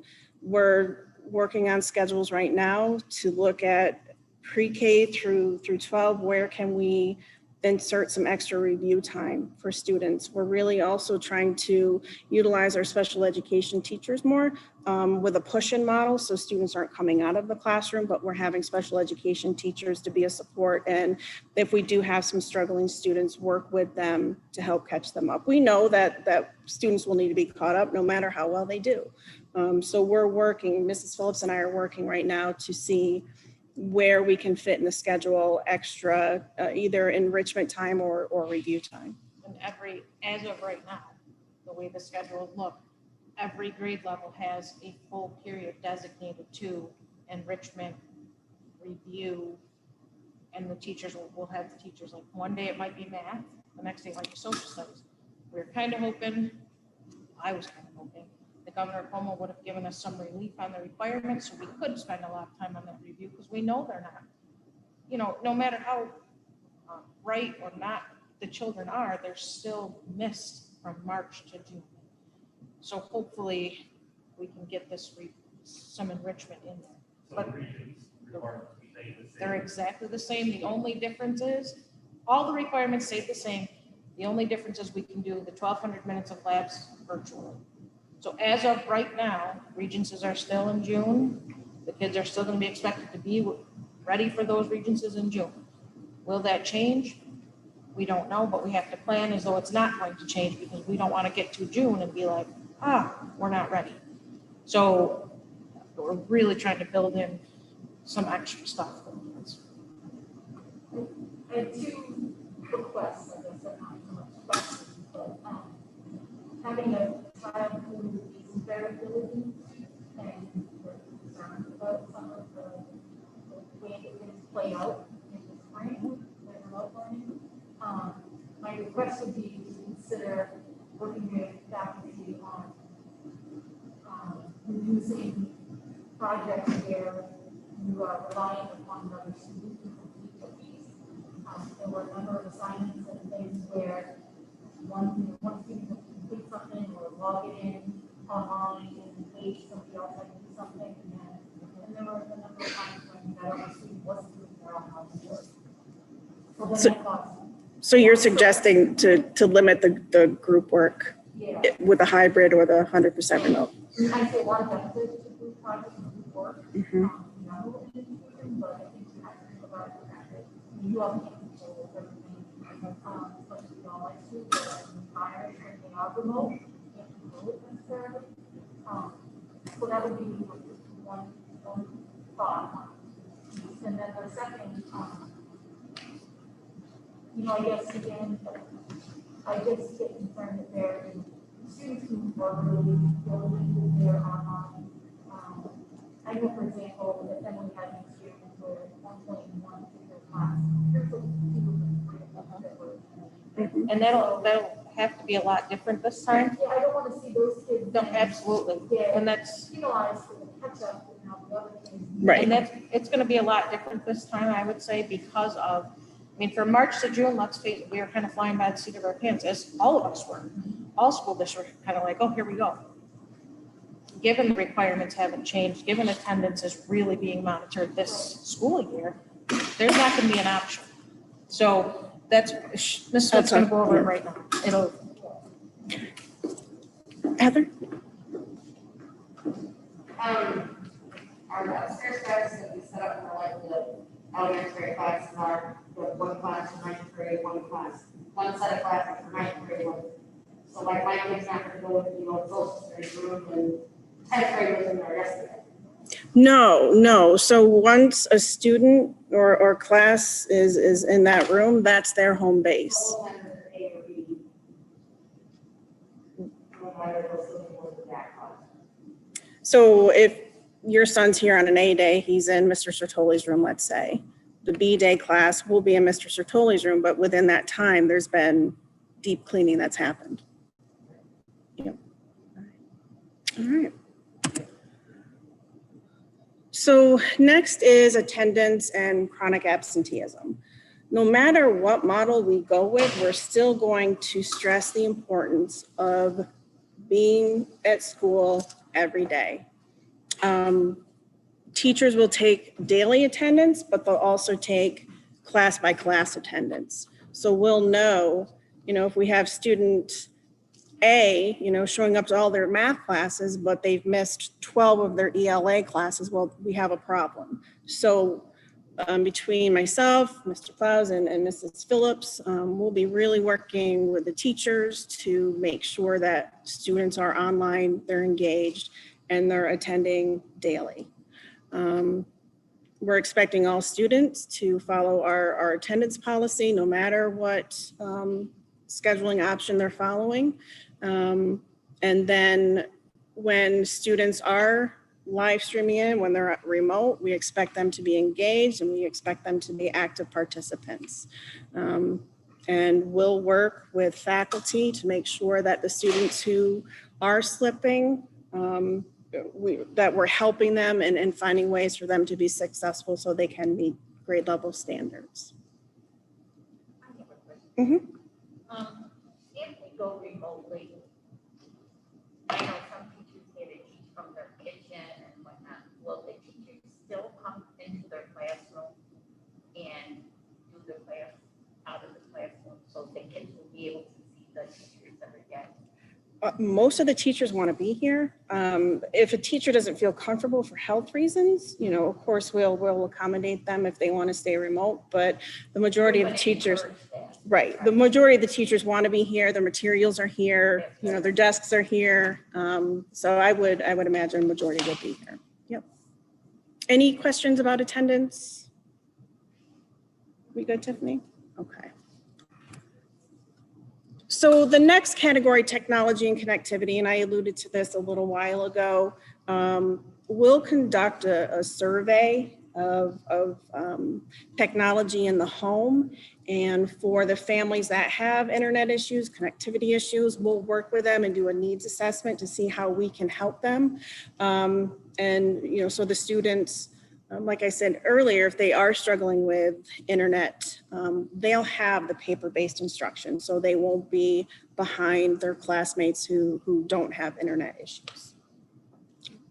Any questions about technology? Tiffany, we good?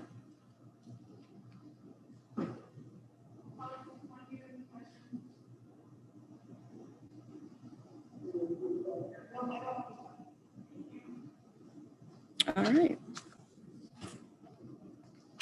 Mr. Fox.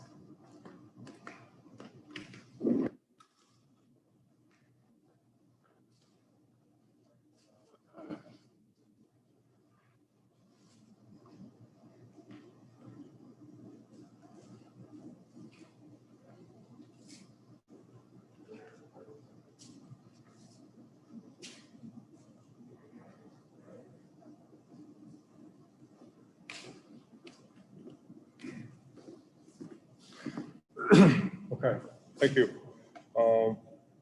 I just wanted to stress a point of,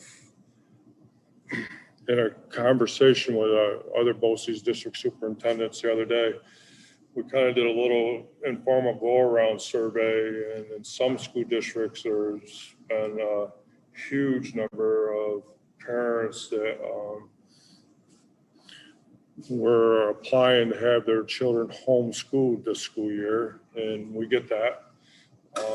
But we feel that by designing a system where all the lessons are live streamed into someone's home or wherever that student may be that day, and in addition, the lessons will be archived, archived.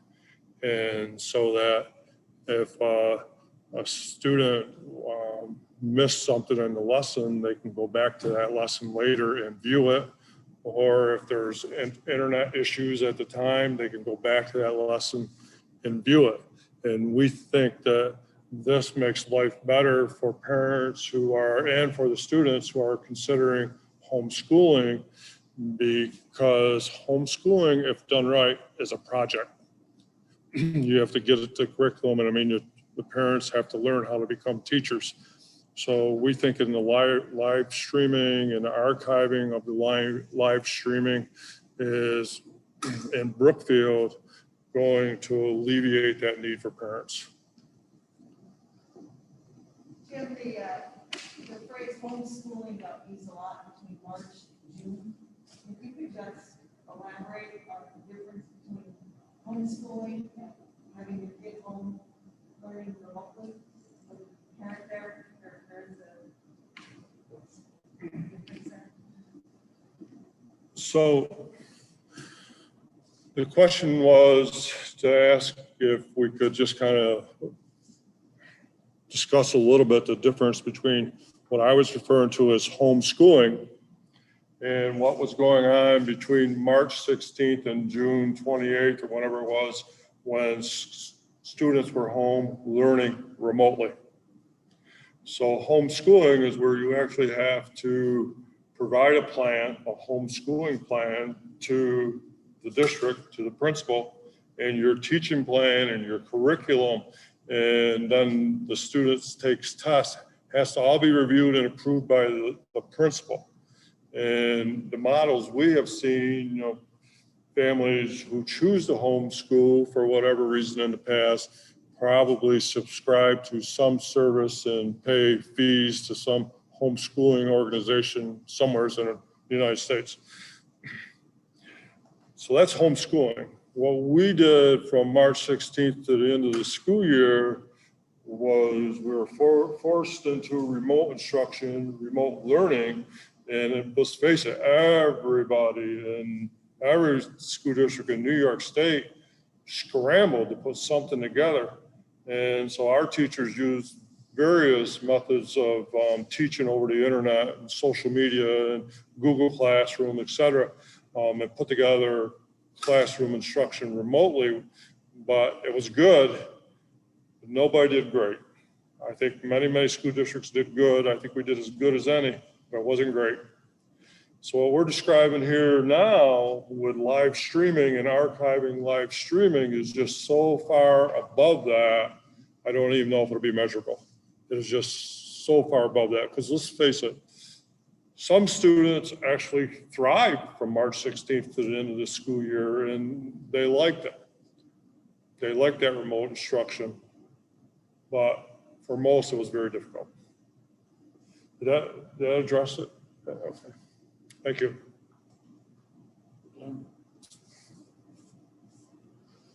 So, progress how this is going to be more advanced and better with what part of the applying and see our hands.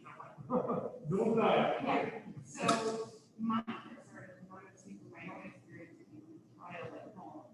She does not learn by computer, and unless I remove her to some sort of, seat, so I don't need to computer there. I don't see that really working, and this is my child, so I'm not gonna speak for anybody else.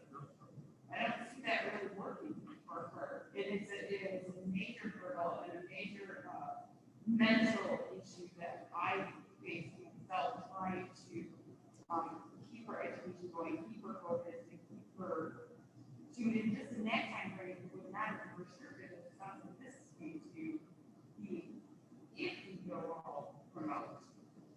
What happens then? Right, so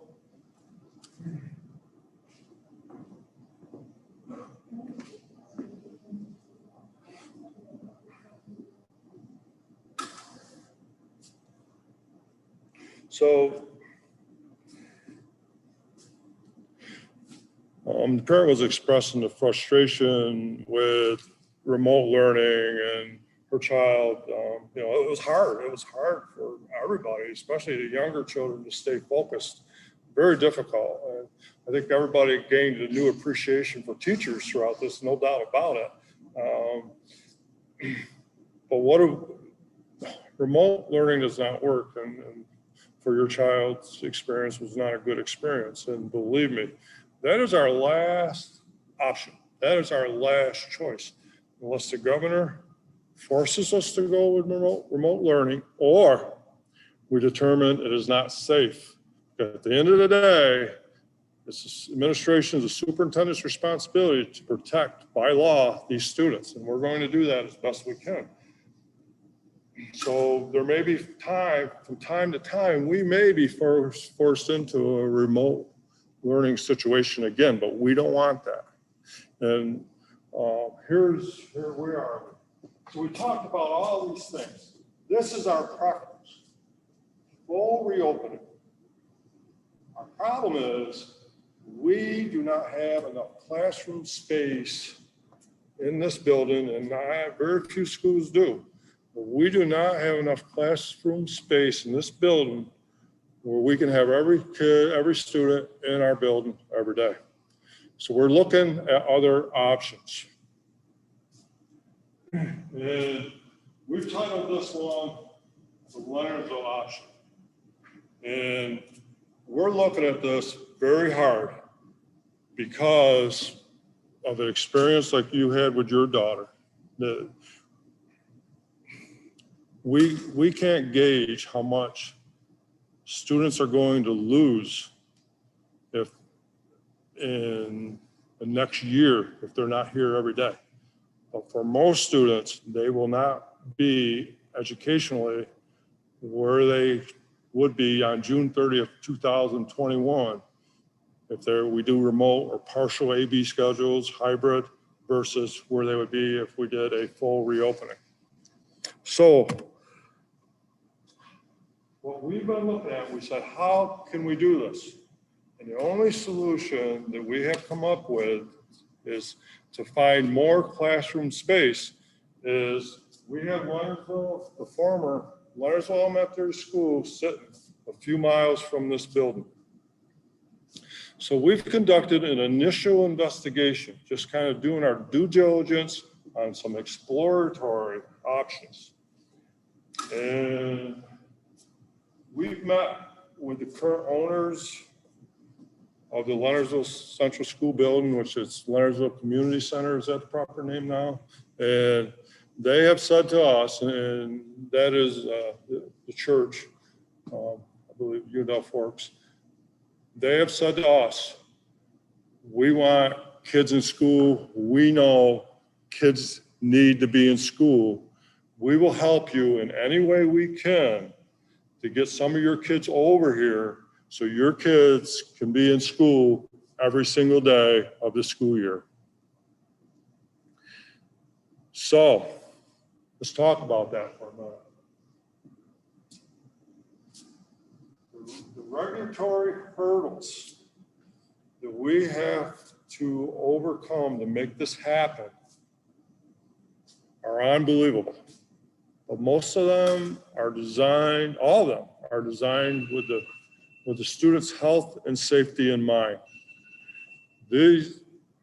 So you can't really argue with that. I gotta admit, I was hoping, given the current pandemic, that the state would make things simpler. Not going to happen. Not going to happen. So we looked at all these hurdles, and we've got a pretty good idea of what they are. And we just said, you know what? The benefit to our students of being in a classroom every day is so huge. We need to attempt this. One hurdle at a time, one regulation at a time. And when we get over that, we take on the next one. But the other thing we're going to need is we need the parents and the community to say, we support this or we don't support this. If you don't support it, then take away a bunch of classrooms, class time every day. If you do support it, we will continue to try to overcome these hurdles. One second. The one thing the state education department has done is they've recognized this and they've acknowledged it in their guidance. Many school districts who have closed elementary school buildings, have closed school buildings, are trying to reopen these school buildings so they can get more, their kids in class, in school more. So they have now designed a special COVID-19 reopening review process. And basically, we're still going to have to meet all the regulations. But if we go through that process, they will expedite the review of our application. Versus if they're looking at a building project that's supposed to be built 2 years from now in some school district, that's going to be put on hold And they're going to review all these COVID-19 building reopenings first. Okay, so.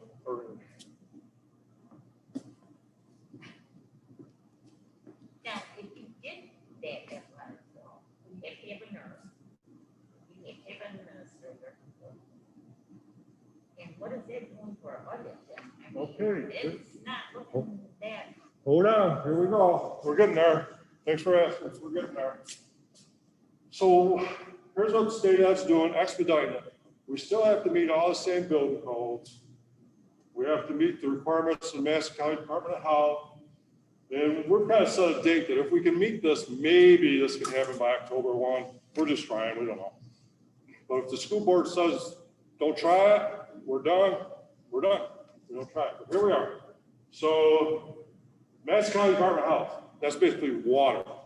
And we reviewed that, they've been there. We know the process. It's pretty much just a tinkering with the water system a little bit, putting in a new ultraviolet light, good to go. Next, we're getting to your question, Larry. All right, before we go, okay, we good over there?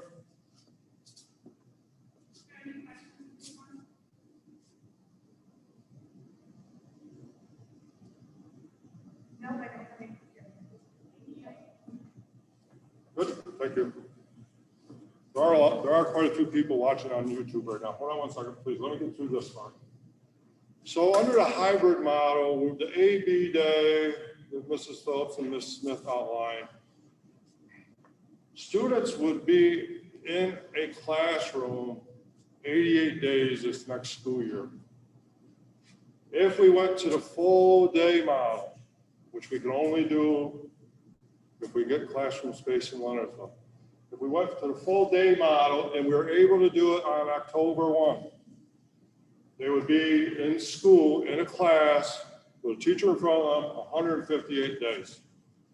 So they would be there in the classroom 70 more days. If we overcome all these hurdles, I got to keep throwing that caveat in there. If we overcome all these hurdles, well, I'm telling you, we're willing to try. And I got to back up. When we started this process, first day over there, we did the walkthrough and we talked about regulations and everything. I'm like, 30% chance of this happening. 30% chance of this happening. Ken's been over there on the maintenance side of things. Madison County Department of Health's been there. Postal Safety's office has been there. We're going through the review process. My estimate that 30% chance of happening has increased about a 50% chance of it happening. But it's only going to take one hurdle that we can't overcome to stop it. So 70 more days in the classroom. You look at the number of students that would be in our school this coming year, a total of about 15,400 more student days in the classroom. Somebody had a question?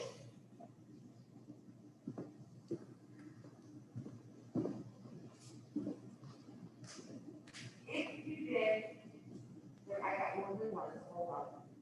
If you did the full time learning, you would separate up the legal letters of the school. There's still going to be parents who want to have them at home because they're not comfortable with this. Would you still do live streaming? Is there, I get transportation, you drop it off here, you drop it off, you try to take it over there. And how would they be split up before the learning? How would they be split up? Would you like send a certain grade over there? So all those questions you asked, bear with me. We're going to answer. All right, moving on.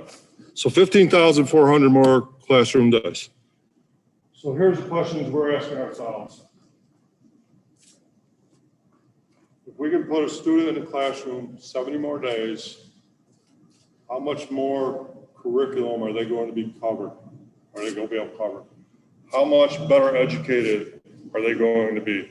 How much farther ahead are they going to be on June 30th, 2021 versus a hybrid schedule?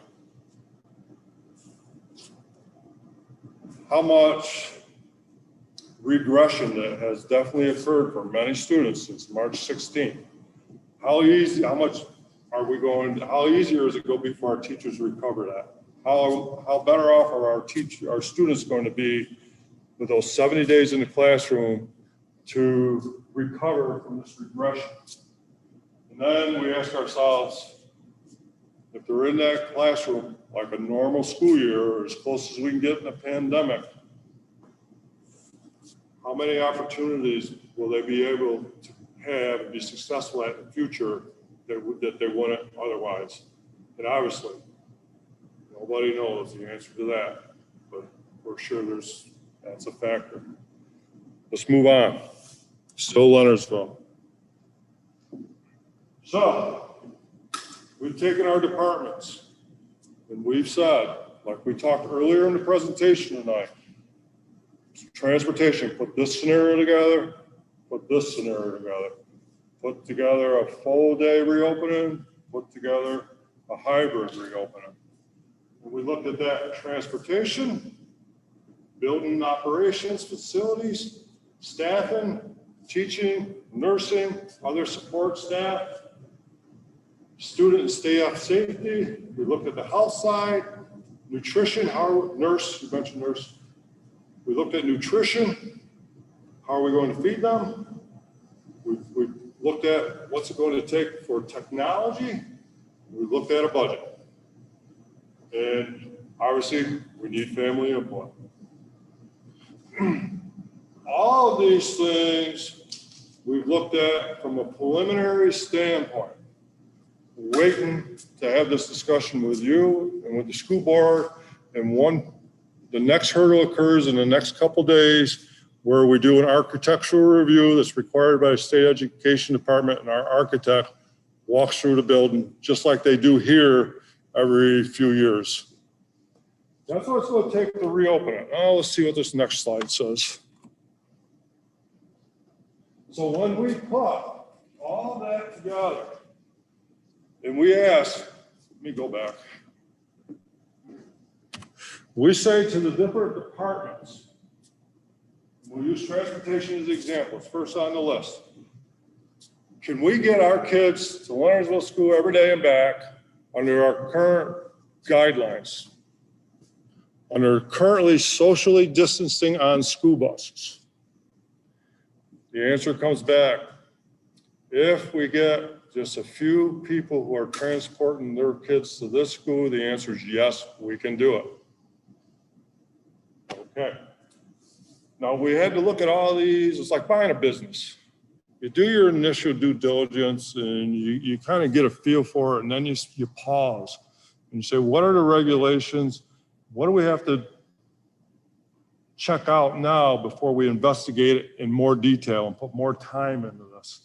And that's where we're at. We're waiting for the architect review, community input, and then if the board says continue to pursue it, we're going to continue to pursue it. Total estimated cost net of state aid. Let me give an example. Don't have the numbers memorized in my head. But if the transportation cost was an additional $10,000 to go from Brookfield to Leonardsville, Leonardsville to Brookfield, that was $10,000. The Brookfield taxpayers is going to pay $2,000. New York State will pick up the other $8,000. So we went through and we produced the budget, and then we said, out of these costs, what additional state aid is going to be generated so we can figure out what the net cost to the Brookfield taxpayer is. And we went down through all those things on this previous slide. What's it going to cost to get them there? What it's going to cost to rent the building? What's it going to cost for liability insurance, building insurance, et cetera? $153,400. So that's the budget. That's an initial guess. That number won't be exact. It might go up. It might go down. We're pretty comfortable with it right now. Where are we going to get that money? We have a financial plan that takes us out to June 30th, 2024, because that's when we're planning that this financial crisis hopefully will be turning around. So we've got that financial plan in place.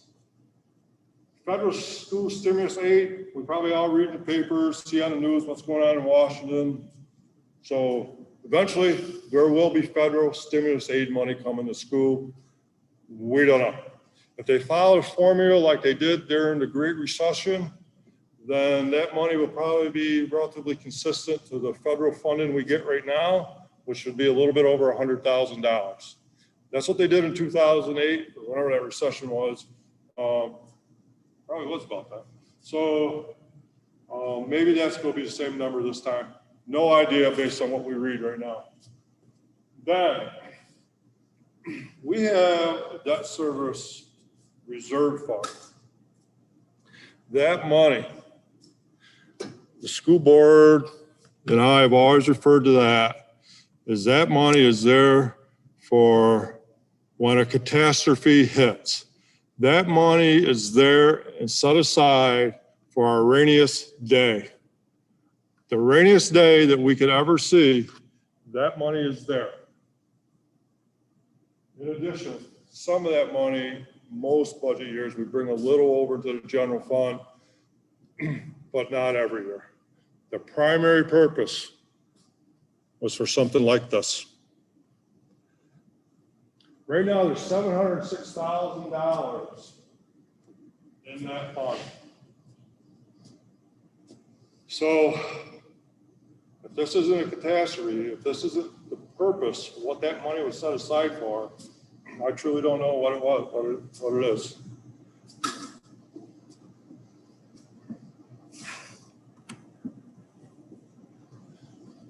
Or what we call it.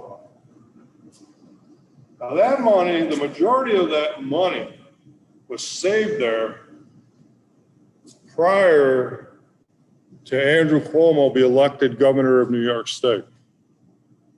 And when Andrew Cuomo became governor of New York State, remember one of his marquee points was the tax cap, limiting school districts' tax levies to a 2% increase every year. So we've got this money set aside for a catastrophe. Andrew Cuomo gets elected, and it wasn't just him. I mean, this is New York state law now. There's a tax cap. In its simplest form means you can raise your tax levy 2% every year if the voters approve. If you want to raise it more than what the tax levy limit is, more than the 2%, then the voters have to approve by 60%. We've experienced that here. We've done it twice. So let's look at an example. Here's the pitfall. This is the trap, and we've got to be aware of it. If we decide to go forward with Leonardsville, and we're going to have to eventually bring this $150,000, $3,000, $400 over into the general fund. We're going to need that money there. So here's how the tax cap would work. If we ignored Leonardsville, our tax levies at $1,500,000. This is an example, it's not exact. Tax cap allows us to increase the tax levy next year $30,000. That's 2%. So we'd be able to have a tax levy with 50% voter approval of $1,530,000. But we say no. We want to bring Leonardsville School online because we have the money set aside in a reserve fund, and we want our kids to get the best education possible during a pandemic. So we have the $1,500,000, we have the $30,000, it's a 2% tax increase. But then, according to the tax cap law that is now in place, we have to reduce our tax levy limit by the money coming from the debt service fund, $153,400. So our tax levy limit of $1,530,000 just decreased to $1,376,000. So in order for our tax levy to get back to even where it was the previous year, we would need 60% voter approval. So if we think that we want to do Leonardsville and we think that it's worth the educational benefits, then we gotta be darn well sure the year that this money gets moved, that we can exceed that tax cap and get 60% voter approval, because if our levy for 1 year goes down to 1,376,000, that's what it is the next year and the next year.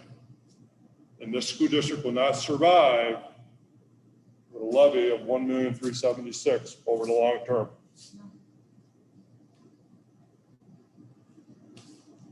So we might as well put it all out there. Okay. Questions? Tiffany, how about on that gang over there?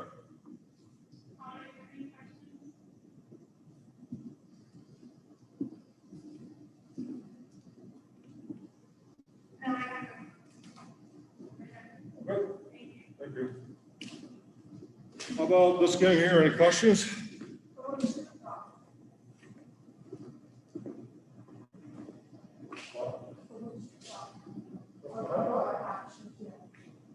All right.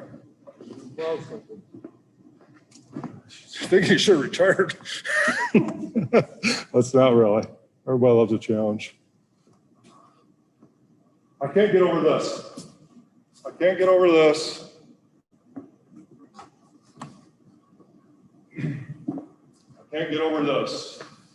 I didn't do the math. 15,400, well, if that 153, let's do the math. 15,400 and 153,000, $10 per day per student. So I'm an educator. Everybody in this building could be doing something else. This building is full of so much talent. But there's a little bit of all of us that work here that think about kids. And if I didn't try my darndest to do this, then I hope they fire me.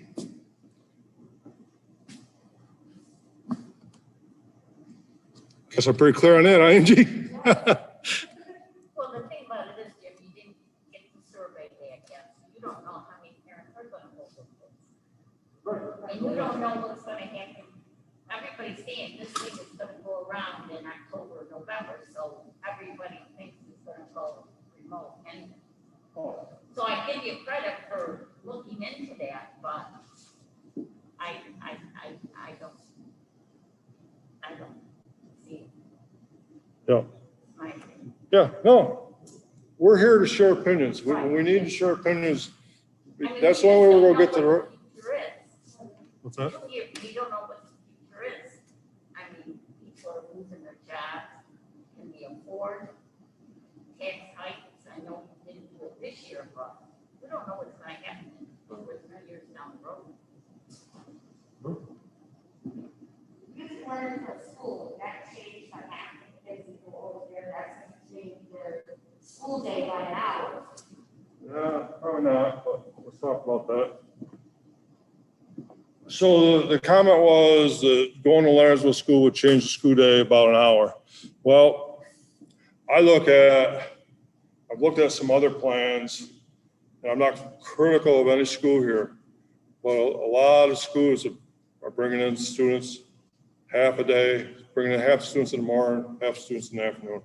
A lot of schools are bringing in students 2 days a week, taking a day off for different things. And that's what's right for those schools. And the governor even said that, and the state education department says it in their guidance. We're all in the same business. We're all in the same industry, but we're all unique. We're all unique. And we need to take, in Brookfield, we need to take a serious look at this. If the Board of Education tells me we're not interested in it, then I sleep okay at night because I know I did the darndest I could. But if the Board of Education tells us, continue pursuing this one hurdle at a time, which a hurdle is parent survey, getting it done, one hurdle at a time, and keep reporting back to us. Then I won't sleep good at night because we're gonna be jumping hurdles at night. But that's okay, because we are here, all of us, because we know darn well the benefit that 15,400 days is immeasurable. We have to acknowledge the possibility does exist that schools will get closed. We also have to acknowledge this isn't Georgia, this isn't Florida, Arizona, Texas, list them off. Our infection rate is around 1%. What do you think of Andrew Cuomo? Doesn't matter. What matters is, and I'll tell it to his face, I don't really care for the man. But for the most part, he's been following the direction of the health people, the health professionals. And we've got that through, as he says, New Yorkers working together and working hard, being tough. Took that percentage from where it was down to 1%. There we go. We can't start listening to the other side though. So this is where we're at. This is the lay of the land. We're going to go for 2 more or 3 more minutes with questions, and then we gotta wrap it up. We've got a school board meeting to finish up with. But look around, Tiffany, can you do the last call for questions over there, please?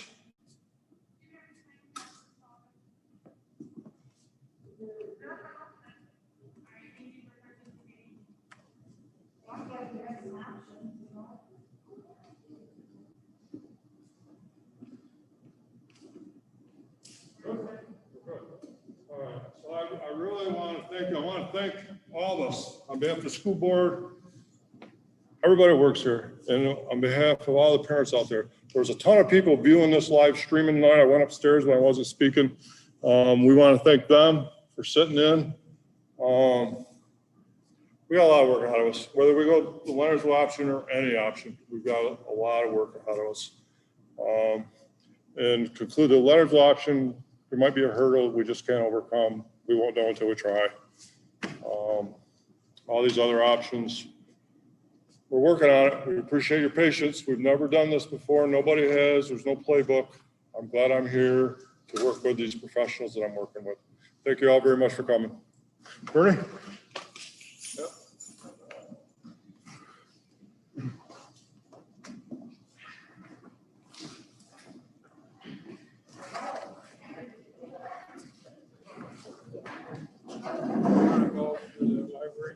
So we'll go to the library for executive session. Maybe we can take like a 10-minute break or something. So let's stay like